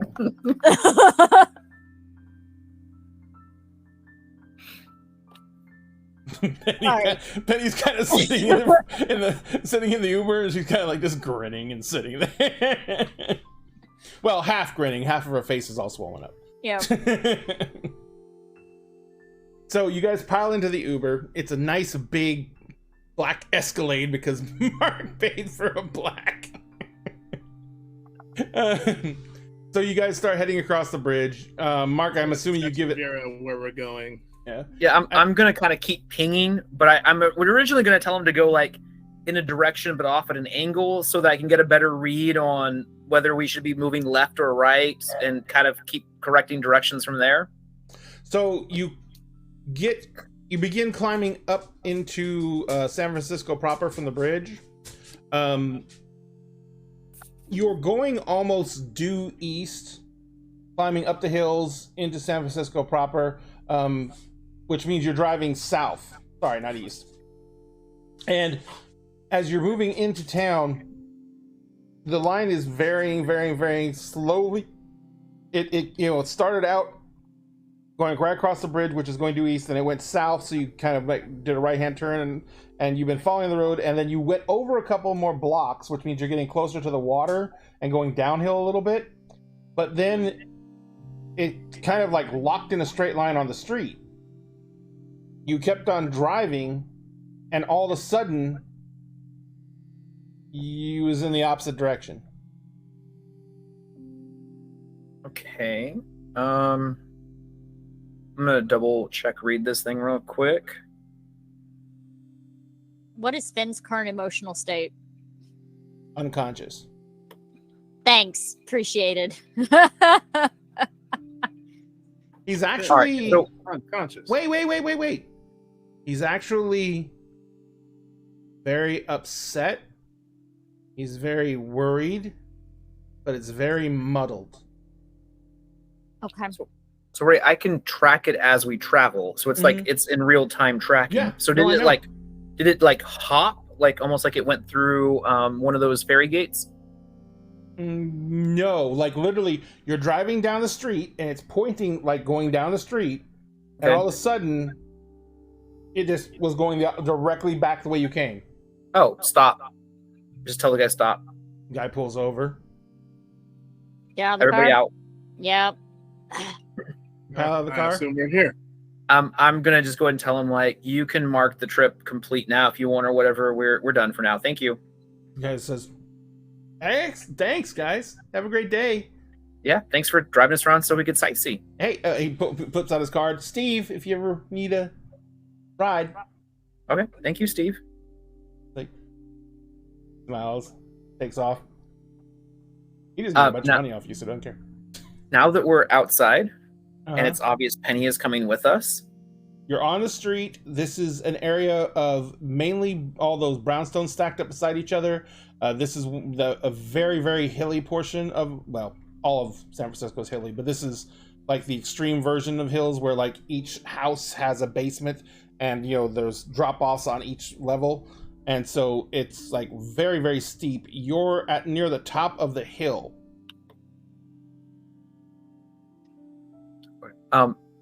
right now that it's obvious Penny is coming with us, Mm-hmm. I'm going to spend a temporary point of gnosis and I'm just going to kind of like boop her on her cheek and I'm going to heal that. She like, as you walk over and you boop her on the cheek, she's like got a pistol out and she like slides the rack on it and she looks over at you and she's like stops for a minute while you're walking up to her. And then you boop her on the cheek and she's like, "Oh, good." And she like puts the gun away in the holster. I mean, they told me you're not the dragon. I'm just going to like turn around and walk away. She's like, "Yeah, no, haven't been for a bit, but it wasn't all the dragon."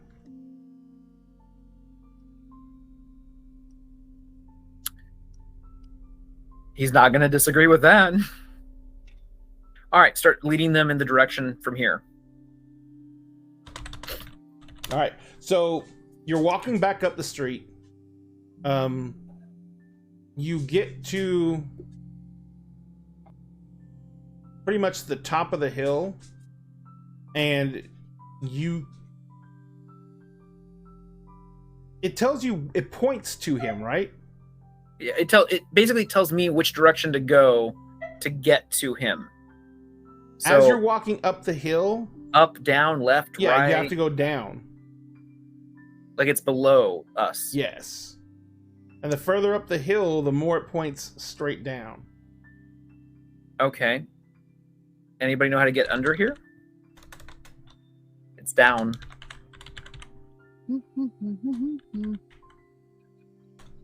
Let me double check something real quick. I use forces to maybe like dig us a trench, or dig us into Through the the hill. asphalt, and It wasn't that.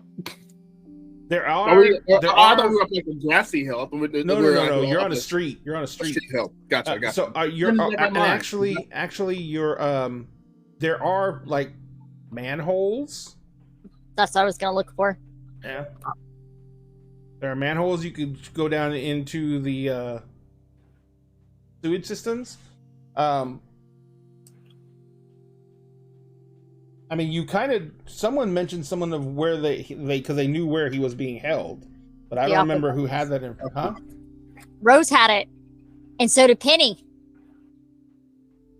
Who told them that? Finn Tuck sent a GPS coordinates. That was And the Rose- geographic location, yeah. And Rose gave it to Penny, so Rose didn't delete the text. Penny has it. Yes. And Penny's like, Penny like has her phone out and she's like, we're 000, so we're here. Except we're too high. It's below. I didn't get an elevation, so I don't know that. Because we can go down into the storm drains. Rose is already trying to pull off a manhole right now. I'm gonna shift, like I'm gonna get near the storm drain and then shift into regular size mark so I can just like slide into it. Like you're sliding into the storm drain, not even moving the manhole cover off? Regular size mark can totally fit into a storm I know, drain. no, I'm just saying that's what you're doing. Yeah. All right. So you slide into the storm drain. Inside here, you're in a big giant cement box. And then immediately go back. Okay, so now you're in a very tight cement box. Down below you, there is about a 2-foot tall cement tube going off the storm drain towards the center of the street. It's like 2 feet around. Just 2 feet? Yep. I used to climb in those storm drains all the time. I know exactly what they look like. I've been in some too, but the ones I were in were much bigger and more spacious than what you're describing. So I've been in, I guess, the deluxe version. The deluxe version. Well,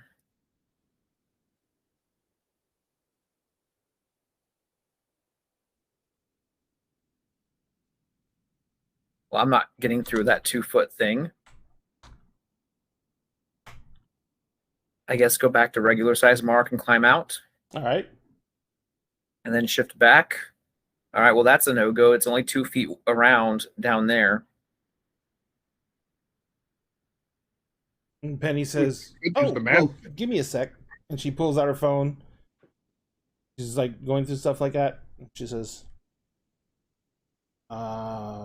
okay, I think this is somewhat accurate, I guess. And she's like blowing something up on her screen. And she says, so the system goes from here downhill. The pipes will get bigger the further downhill we get. And then it goes into a cistern system that dumps out in the bay. So it kind of crisscrosses back under itself, but the deeper it gets, the bigger the pipes get to allow for more water flow. And she says, so we would probably, because of the pipes up here are smaller, because there's less runoff at the top of the hill, she says, we would probably need to go down into the ones down at the bottom of the hill and then find our way back through the passages out to here. Because there's much bigger chambers, but they're deeper under the ground. Okay, well then let's do that. I can get us back where we need to go. She's like, we can go down to the bottom of the hill and find a manhole or something. As far as I know. I mean, because I can see if, well, here. Y'all walk, I'll try and figure out something. And she's beginning searching on her phone. So you guys headed down the hill? Yep. Vera. You're sleeping. Oh, so peacefully, I hope. Yep. You're once again, it's the whole concept of there's nothing. There's never been anything except for those weird few times you had those dreams. Mm-hmm.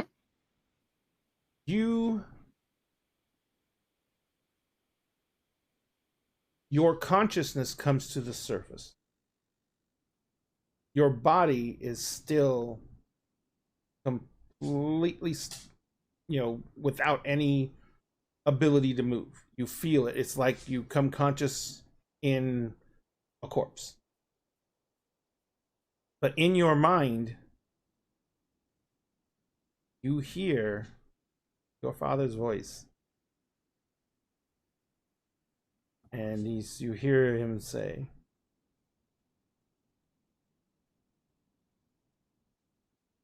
daughter,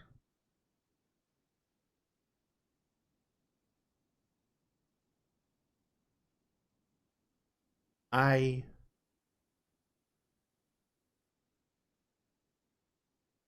need you to come.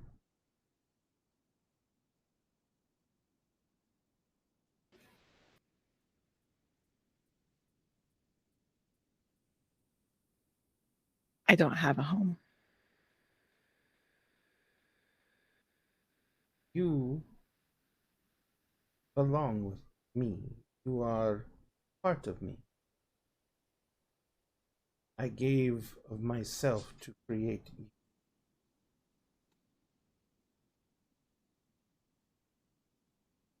I saw in you that drive and hunger. Saw in you that need. Gave you the power to fulfill it.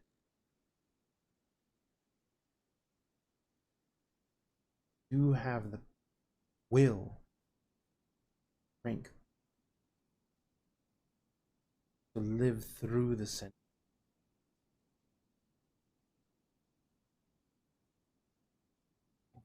You are who I want to spend eternity, daughter. That is why I made you. All these plans have been building since before your mother's mother was born. This is just the culmination of centuries. There's nothing any of you can do. But I am offering you even eternal, no more wasting half your distance because the burning ball of hatred. We will own the night be forever. You will be a queen.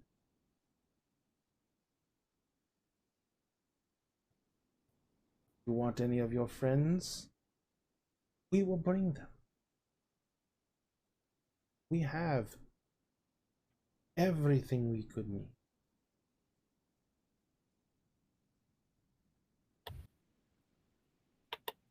Bring them like lambs to slaughter? No. You care for them. We will do not treat pets in such a horrible way. We will have the chattel we need. You will have your friends. They are not pets. They are not yours. They You are don't have to beyond be. them. No, they do not. They do not have to be for you to enjoy their company. That doesn't make them pets. We are not them. Some of them we can make like us if you wish. Well, two of them. But then I think that may fundamentally change them. And I think you like them as they are for now. Maybe as they age, you will want to say. That would be up to them. It always is. Mm. When they are not food. It always is. But trust me, we already have all the cattle we need.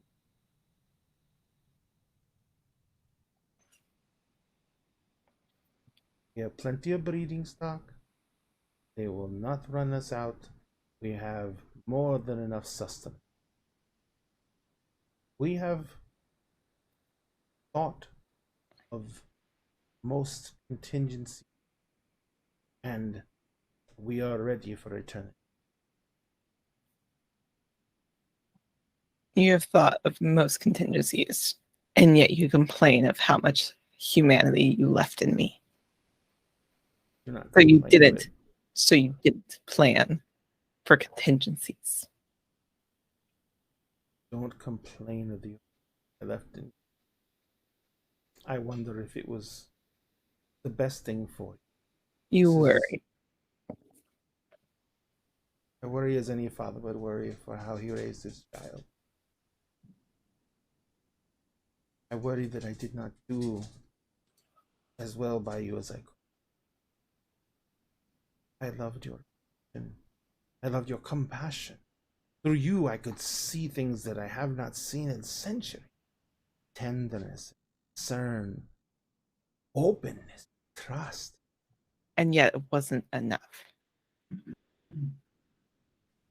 It is enough. I just know that I do not want to lose. I do not want to lose you. Currently, we are on. That does not have to. Will you kill me? I. If you attempt to stop us, will be stopped. I will do my best not to end you, but you will be stopped. There are many ways to stop you than killing you. If I put you into torpor, I can revive you every few centuries of this discussion until you come to your senses. Are you attempting to ground me? I do not want to think of it that way. You are grown. You are no longer a fledgling. You are on your own. You make your own decision. I am just telling you. I am doing my best. We have plans, and for the ones we have not planned, we have. You didn't tell me initially. Got to. And it was getting so close. You could have told me before I had family. But I can bring your family. You can still have. They don't want that. They don't want eternity. They don't They want. don't. It's not peace. Is peace when you have no enemies left. You are their enemy. Only if they choose to make it so. Through you. They have chosen to make it so. Through you, they have all they need to gain my favor.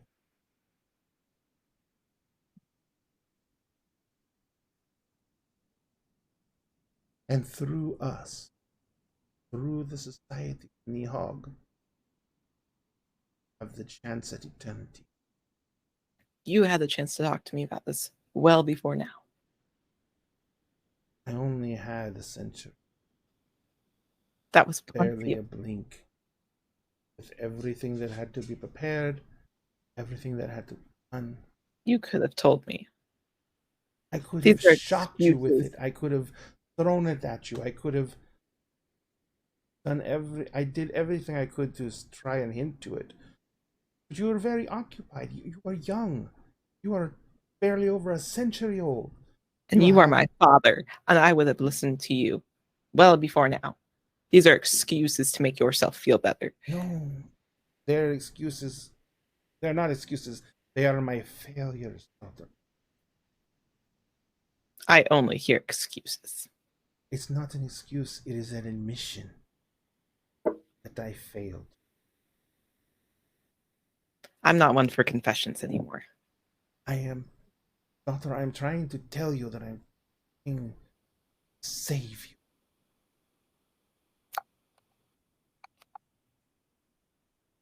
There is not enough time left to stop what. Not enough power left to stop what is happening. They have the dragon. They are going to pry him out of that fragile shell that he has embedded himself in. Going to rip him about it. And you would do better? I would not seek to destroy him at all. We need him. But they have him. I don't know. Who's they? Had to make a bargain in order to get what we wanted.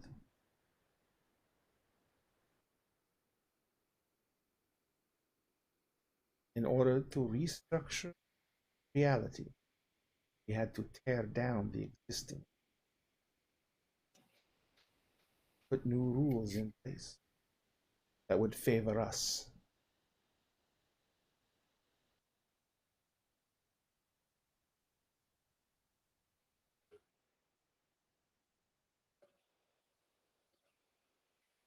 There is only one power we knew of that was seeking to do something similar to what we needed done.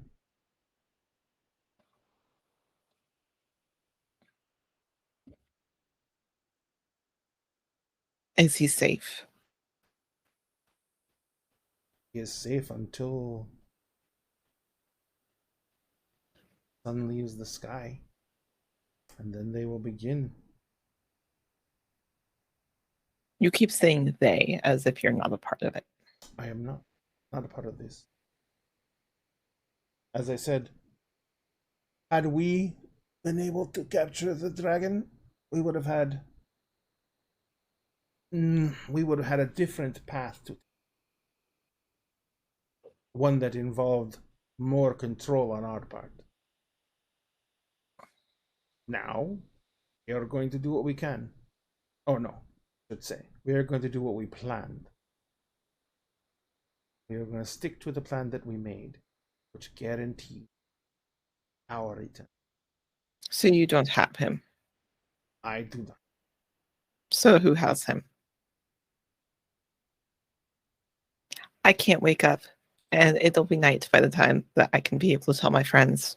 I'm not hesitating to tell you because I do not want to tell you. You know who has it.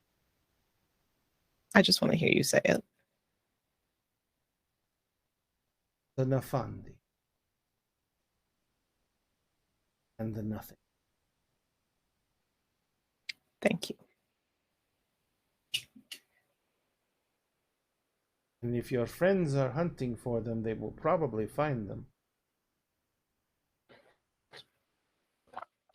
Will you kill them? I am there. Okay. Will The Nafandi will probably kill them. I'm sure. They'll try. But he will also want them. Each one of them is a different aspect of supernatural power. And each one of them can be utilized to get what he wants from the dragon. He already has the mages in New Orleans.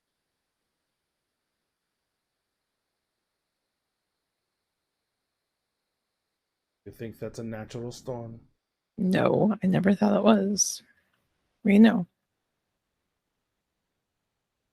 Is opening. It's not very settled. It's just not. They are opening the way. They are weakening the boundaries of reality and defying the laws of nature and defying the very rules of existence. They are weakening it for when the nothing unmakes.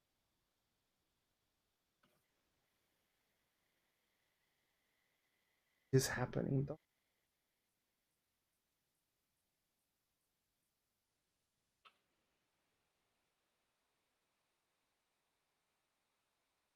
Not walk away from. Just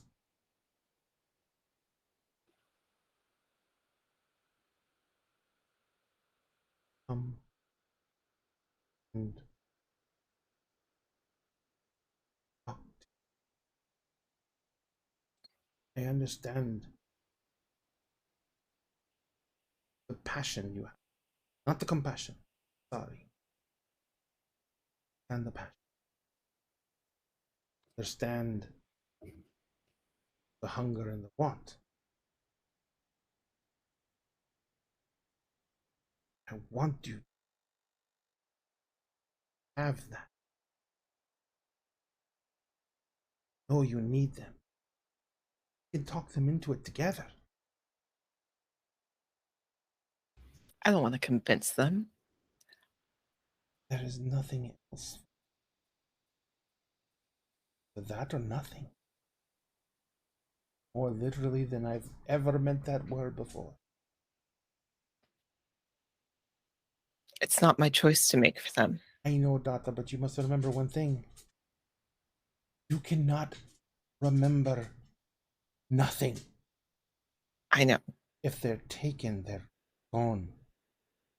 Everything you gain from them, all the good that you think you have from them, is gone.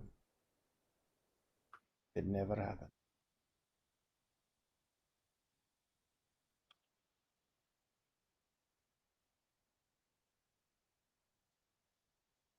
Protect Your protection is why we're having this conversation in the first place. you. No, Data. Why we're having this conversation in the first place? Because our kind was cheated of half their existence. Humans sleep at night? We are not. You know what I mean. You Just know what because- I mean. Just because we sleep during the day doesn't make them different. Humans don't burst into flames if they go out into the. This is true, but still. You know I'm right. You know we are robbed of the only thing that could make our existence palatable. A full life.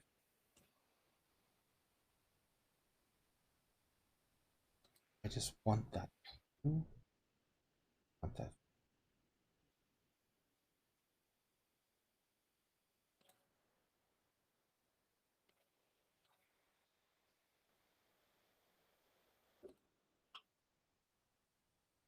You and my strength taxed. Our bond strong. Burning ball of hate will force me to let you go. So you speak to me.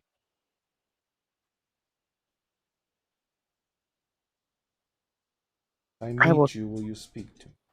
I will consider it. I don't have much time. I will call you. Wait. If my friends are dead when I wake, don't expect me to take your call.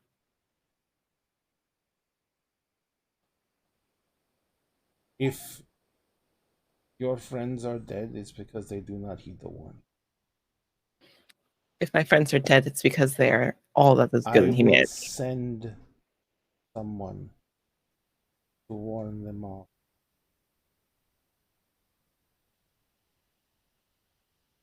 My friends are the only good part of me. That is true, Doc. It's the only human part of me left. And that's okay. But if they are dead, that part is gone. And then you'll have to deal with a purely horrendous creature that you've helped create.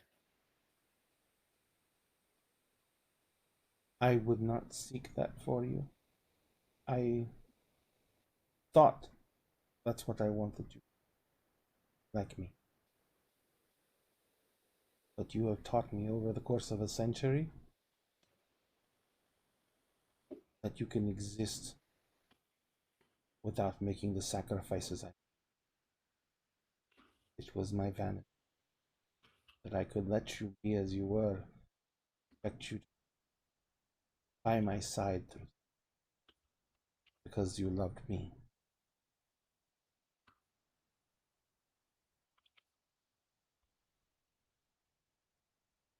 I will send some.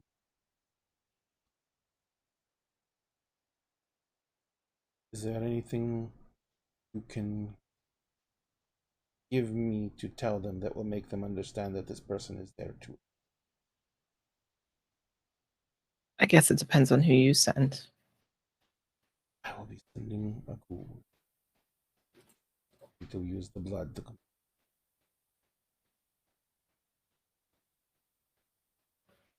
I have many servants, not know about them. You have a lot of things that I don't know of, Father. I know. I said I made mistakes.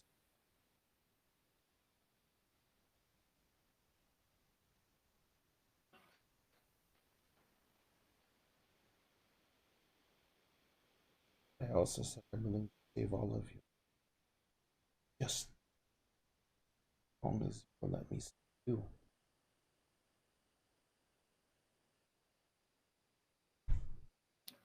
Now hurry. I need something. Something to tell them.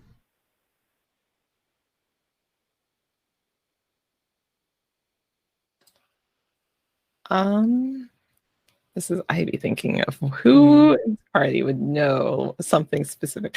Oh, you know what?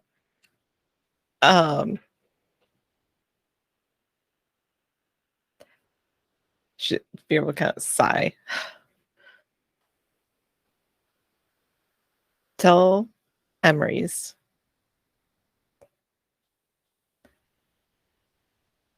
that bowl of caramels was really good.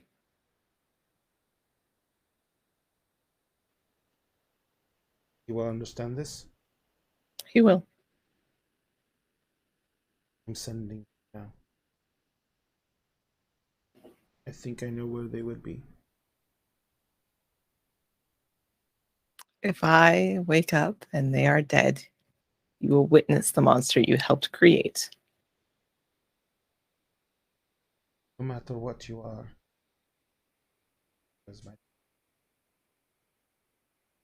Then I suppose we will burn together. Not burn it. If there's no sun. I will talk to you when I wake up. Sleep well. I'm just gonna. She's just you knocking. Feel the, yeah, you feel the unnatural state leave you, and you're gone again. So, you guys walk down the hill. You get to the bottom of the hill, and as Penny's in the bottom of the hill, she says, "All right, so there are access points to the sewage system, not sewage system, but the water runoff system, the storm drain system." And she says, we can go through a manhole on the street, but it'd be a, 5-foot wide tunnels, not the greatest.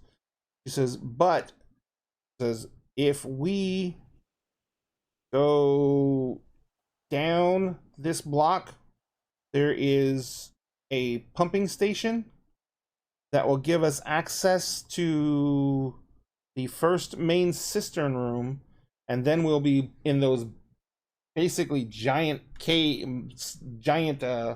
cement tunnels that they use to dump the water out into the bay, and then we can take those back into the main cistern system and get back to where we were needed to be. Like this, I mean, not exactly the best map in the world, but that's the best I can do. You did well. Mm-hmm. So down the block and look for the pumping station. It'll be on the right hand side. That sounds good. So you guys move out, and you can see that there is a chain linked area that says, San Francisco Public Water Systems, and it's, chain link fence with like the privacy striping in it. The gates are actually closed and locked. You see that there's a small office building inside of it that doesn't look like anyone's in there. There's a couple of heavy vehicles, operation vehicles, like, inside the chain link fence, and a couple of trucks, but it doesn't look like anyone's at the station right now. You can feel the hum of pumps, but there's nothing else really going on. And Penny's like, you want me to shoot the lock off the gate, or what do you want to do? I mean, broad daylight, public street, don't really want to pull a gun. Yeah, no. Good idea. I am gonna use forces. I'm just gonna put my hand over the lock, and it's as discreetly as I can. I want to use forces to break the lock on the door. Okay, how are you going to make the lock break using forces? There's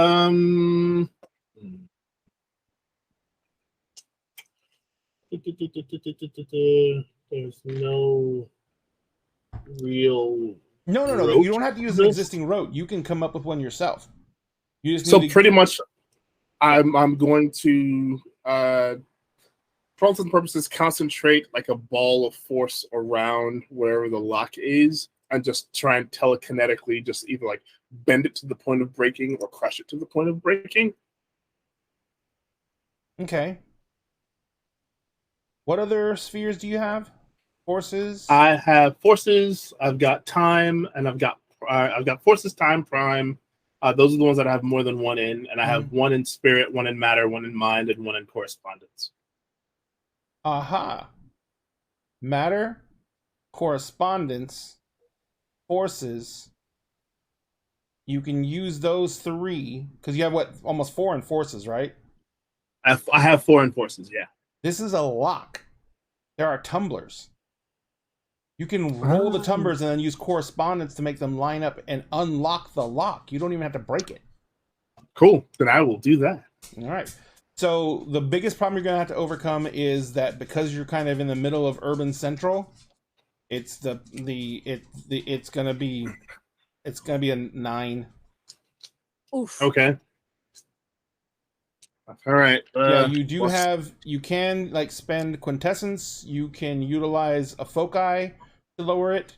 A foci lowers it by 1 per dot of quintessence spent. Temporary quintessence spent lowers it by 1. Willpower gives you an auto success.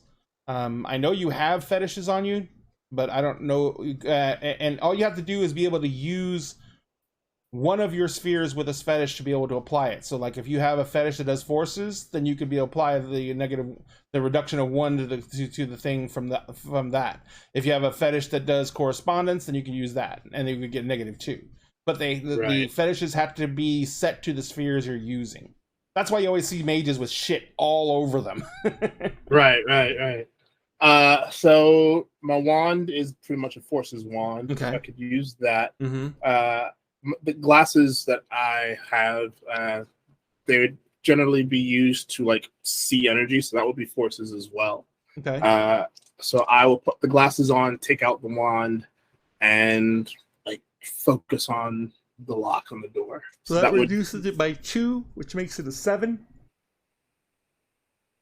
Yeah. I guess I could also. I don't know. The runes are apparently a focus, but I'm not entirely sure what that means. Does that mean me drawing runes, or that I have a bunch of like stone runes? It's usually casting like runes.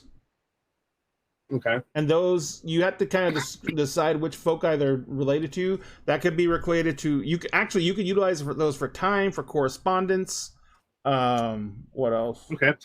I'll use the runes for correspondence then. Okay. To help in that regard. Got it. So I will have the runes in one hand, I'll have the glasses on, and I'll have my wand pointed at So that makes it an overall of 6. All right.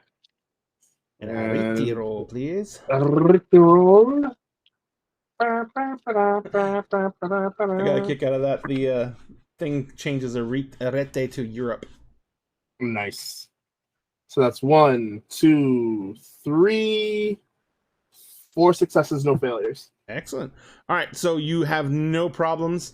You basically, you put on your glasses, you're staring at it. You kind of, you have your wand kind of spun up your sleeve, and you're kind of like tapping the wand onto it, and then you basically bring out the runes. You give them a shake, and you basically drop them on the ground, and you look down at the runes to see what the portents say.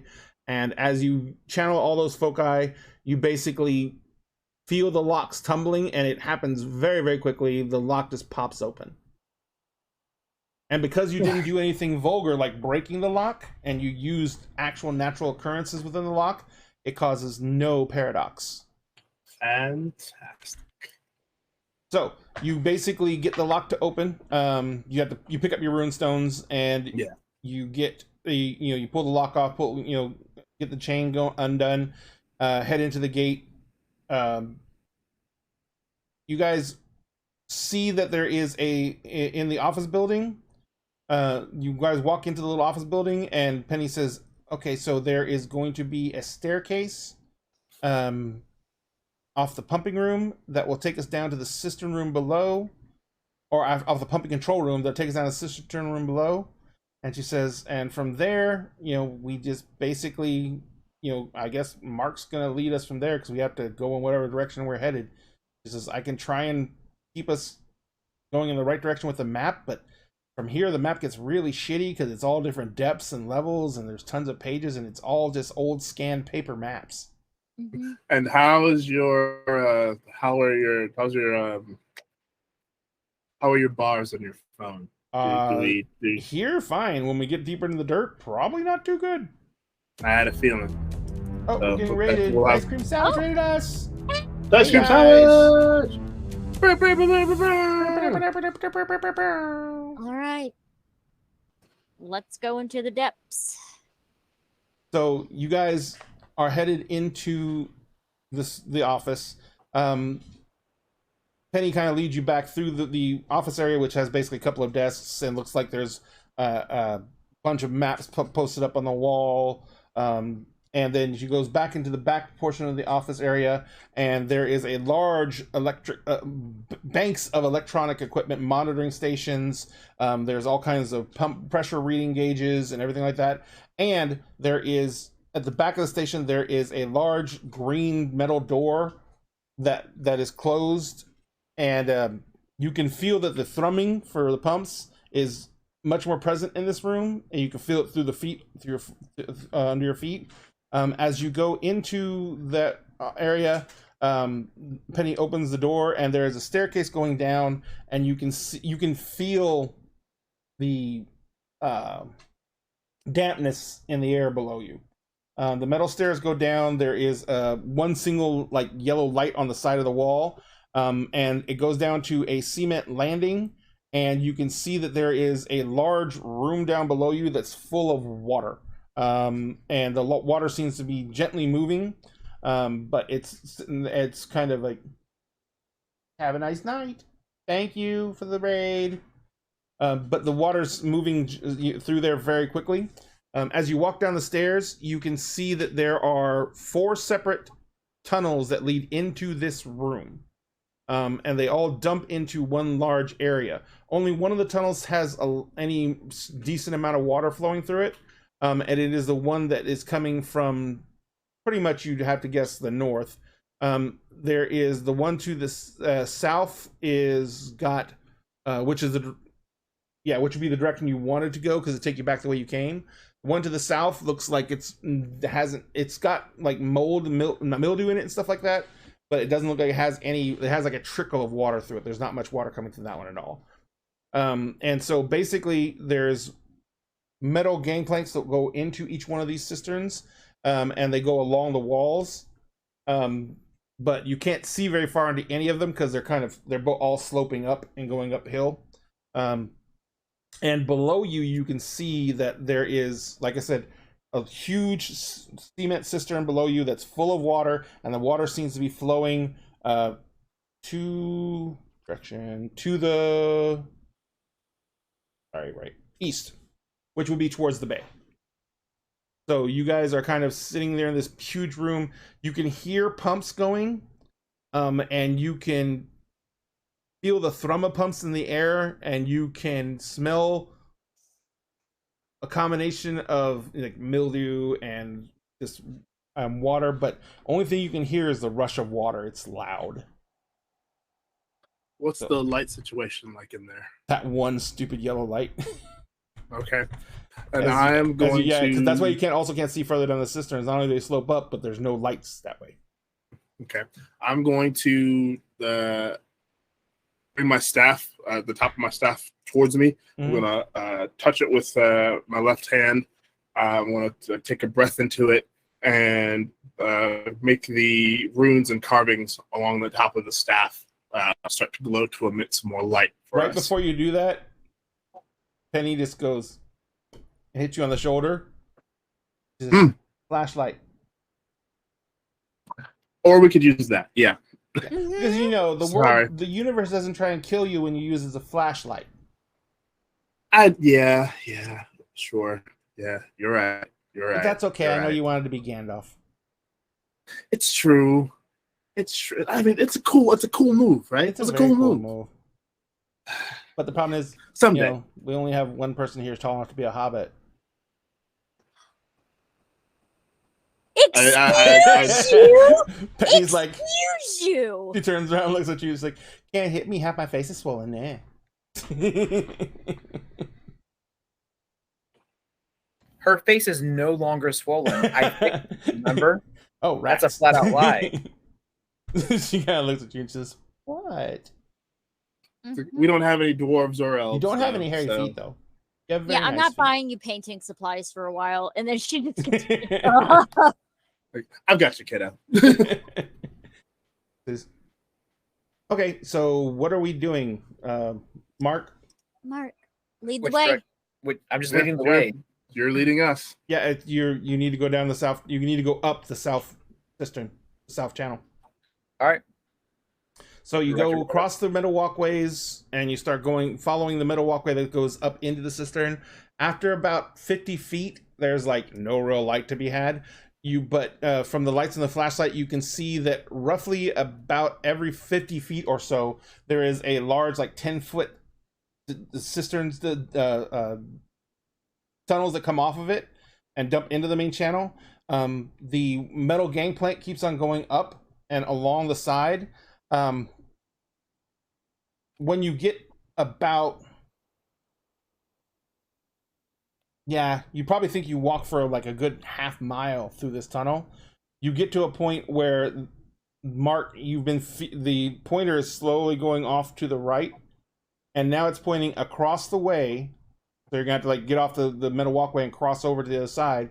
And then there is a walkway on the other side as well. But you can go across the way. There is one of those 10-foot wide inlet tunnels, and it's pointing now over to that tunnel. Just tell them where we're going and keep going that way. Right. So you guys jump off this middle grate. You go walking across. As you go walking across, you see a light flashing around, and then you hear shit, and you see her sliding, and then you hear a pang as someone like bangs into the other metal gangway, and you see someone pulling themselves up onto it and gets over it, and they're like Aiming shining my a flashlight staff around. immediately. He's like, Emery's. I'm looking for Emery's Why? because I have a message. Give me your message and go. Vera said that the caramels were good.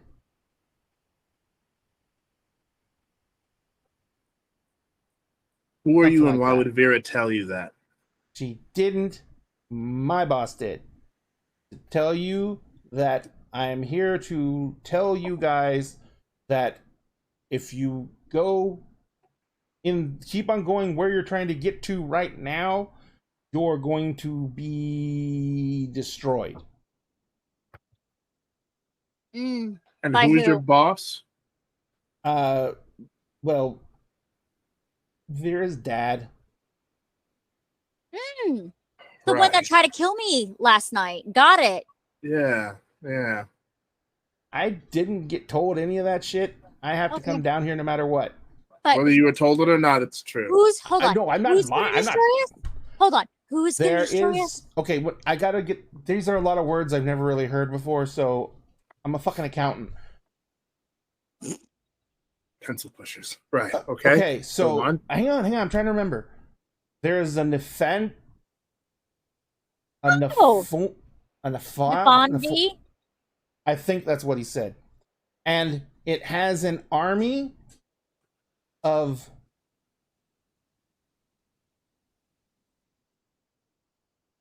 Is it dead things? no. Those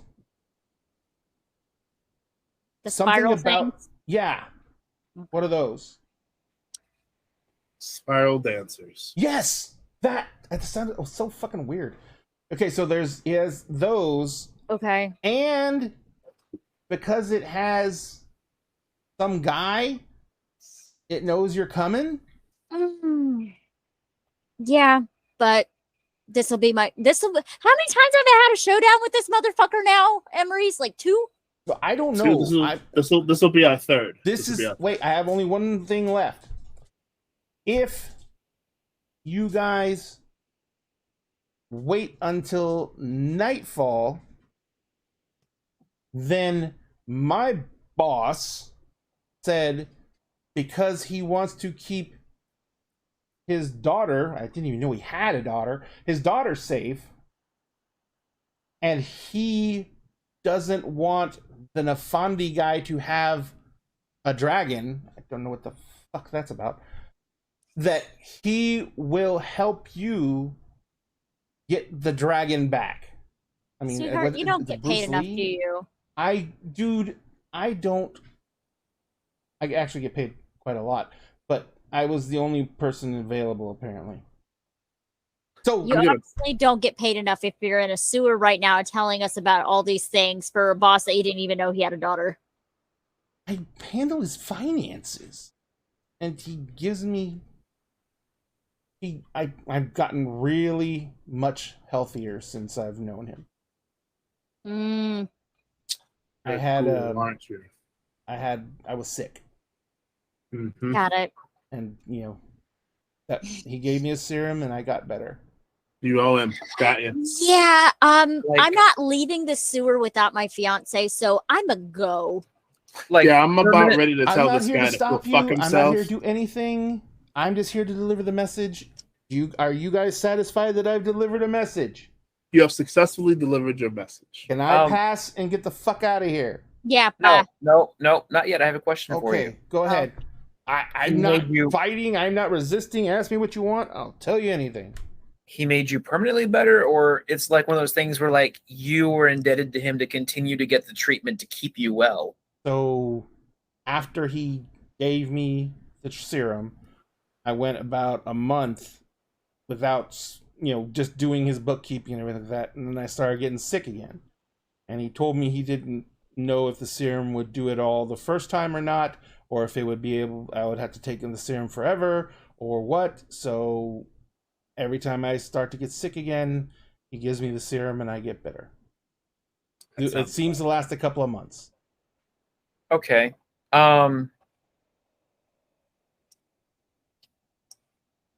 I can also, I feel really good after I get the serum. Ray, would you classify I'm asking, what exactly was wrong with you before?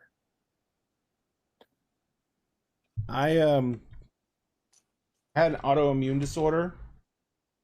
And for the most part, I was in a lot of pain, and I had no real painkillers wouldn't do anything.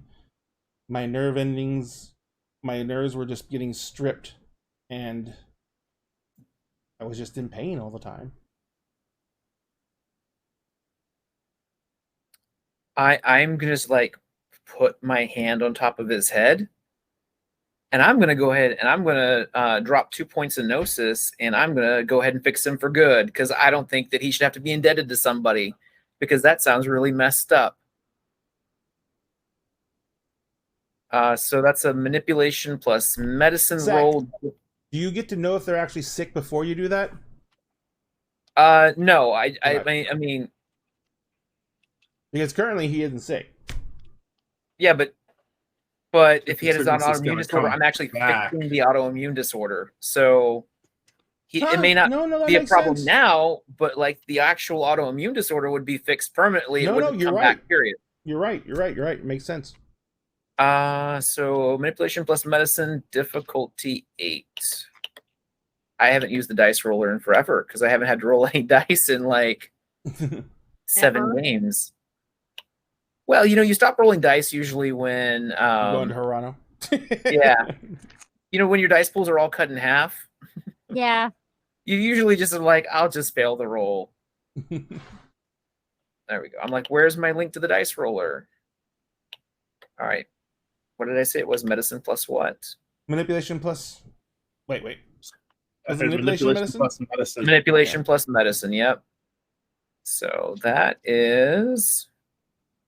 Where's medicine? Okay. The best part is that I only have to get 1 success. Oh, look at that. And I got him 1 success. And then I'm gonna say to him, you don't have an autoimmune disorder anymore. Period. It's not coming back. You owe him nothing ever again. And if for some reason your autoimmune disorder returns, you can come find me and I'll fix you for free just like this, expecting nothing from you because I'll apologize that it didn't work correctly like it was supposed to right now. And they kind of he's looking at you, and he says, "Okay." He's a crazy person, but he knows what he's talking about. I mean, I never try and take the serum if I don't have to. So if it doesn't come back, it doesn't come back. That's great. He says, but he still pays me a lot of money, so I don't think you're telling me not to work for it. I mean, he sounds shady to me. It's kind of you make decisions for yourself. Okay, thank you. I mean, I don't know what happened, but thank you. I mean, if it worked, it worked. I'm not gonna. I get a magic serum from another guy, so why wouldn't some guy patting me on the head work?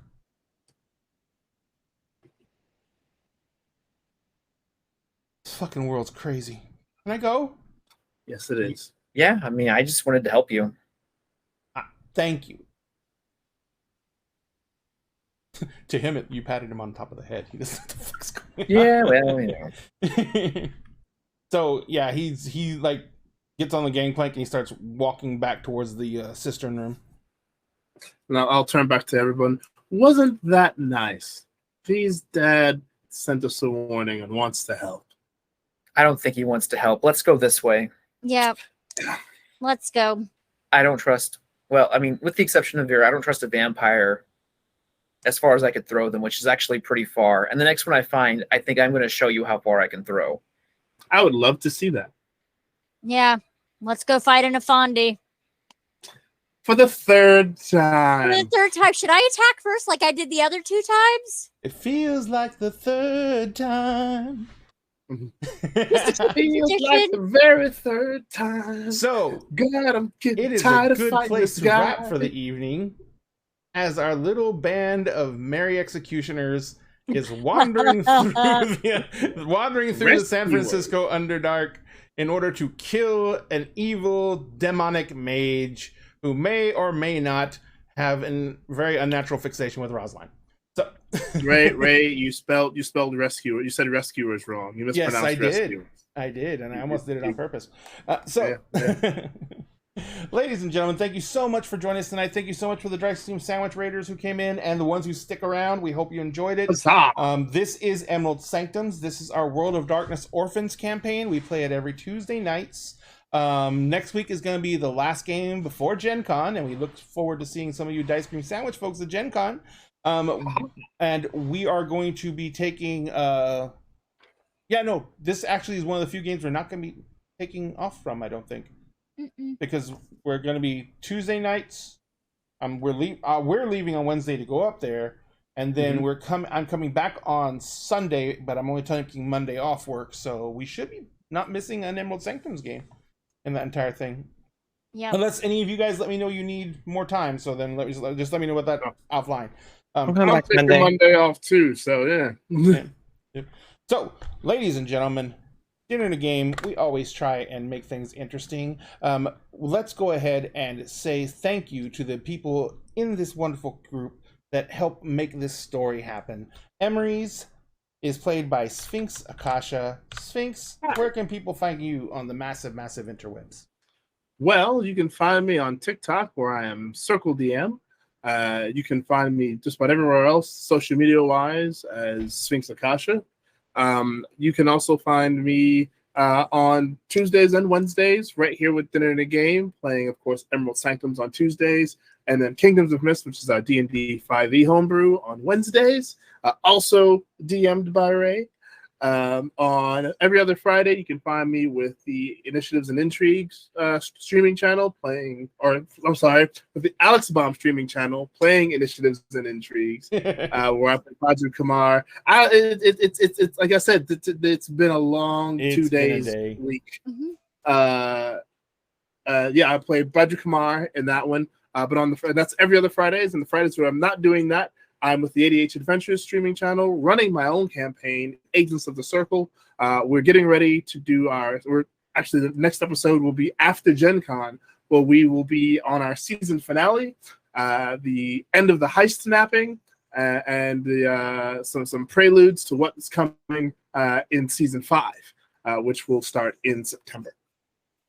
On Saturdays, you can find me again with Dinner in the Game as we alternate between Heroes Arc, where I play Raziel Jahari, an Asamar Necromancer, and Unlicensed Magic War Crimes, where I play Zan, who is an Eladrin Paladin. Unlicensed Magic War Crimes will also be at Gen Con with ADH Adventures on the same day as our Dinner in the Game show. We're actually like right before that Are you show. in the same hall? I think we might be in the same hall. I think so, yeah. At least you don't have to run to get there, man. Exactly. Because there's an hour between the shows. Yeah, Dinner in a Game is doing a charity event at Gen Con for the Trevor Project, which is going to be on Saturday from 10 to midnight. It's going to be hosted by Katie Soros. Hey Good's going to be on the panel. And Ginny... oh my God, Ginny, my brain. Ginny. Loveday. Ginny Loveday is going to be in the panel, Yeah. as well as the amazing Ivy Shadow, the incredible Sphinx Akasha, and Fountain Pen Femme from our Kingdoms Miss show and from M's Saturday Morning Breakfast Club show is going to be there. And normally she's here too, but she's in the process of moving, so we're going to cut her some breaks. But thank you very much, Sphinx, for everything. Ivy, amazing Ivy, where can people find you? Yeah, so you can find me over on Dice Cream Sandwich on Mondays. You can find me here on Tuesdays. You can find me every other Friday back DMing here, where I run Pure Havoc, which is our Suicide Squad styled D&D game, which is a lot of fun. And we just successfully finished our first mission. Good job.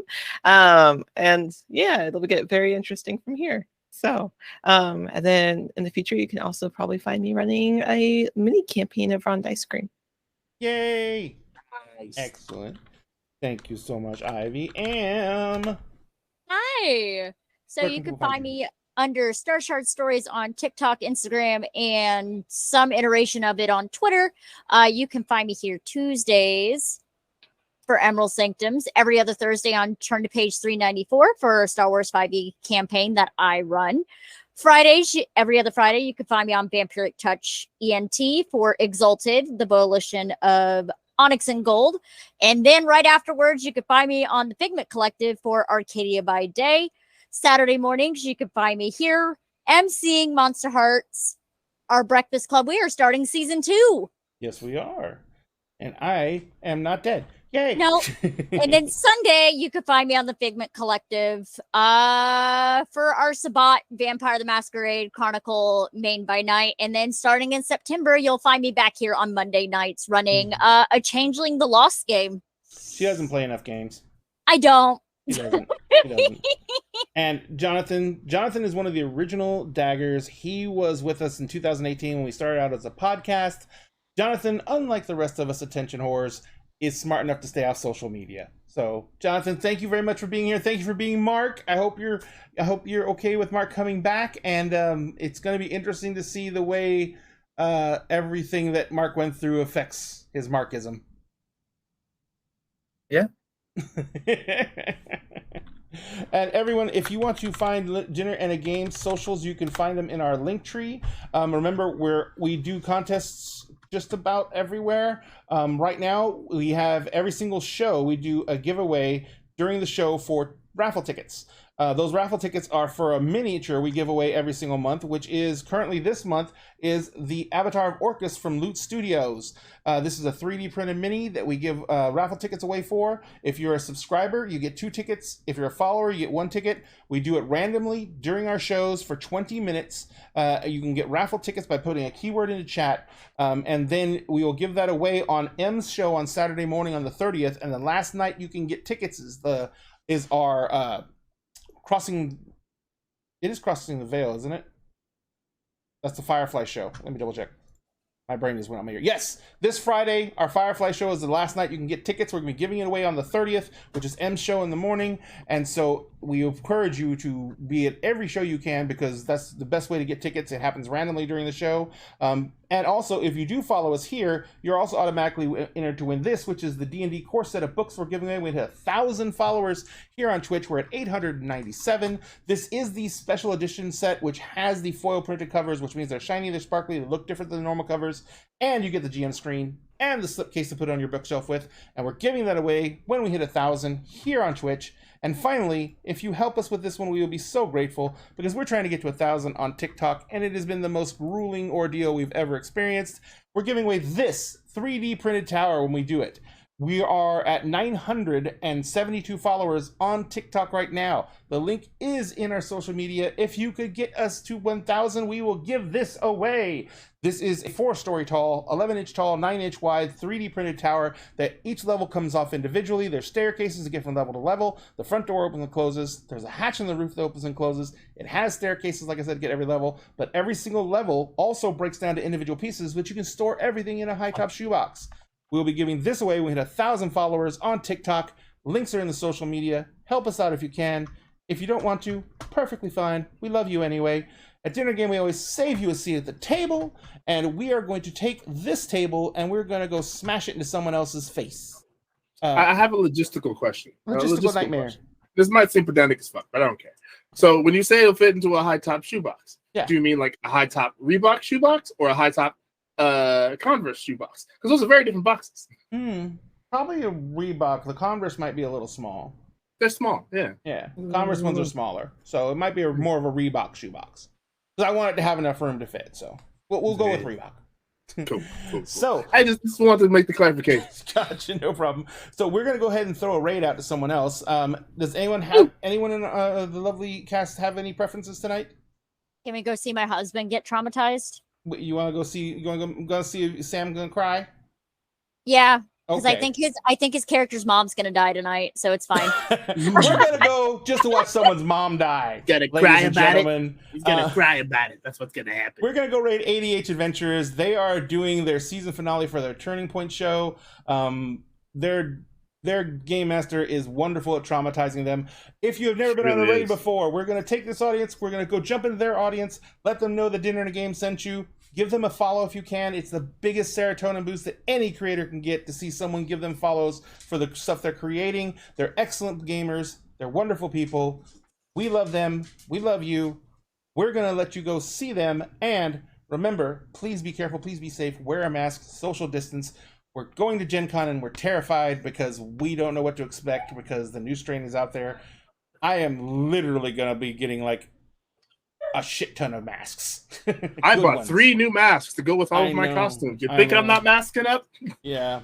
All right. So thank you very much, everyone. Once again, we love you.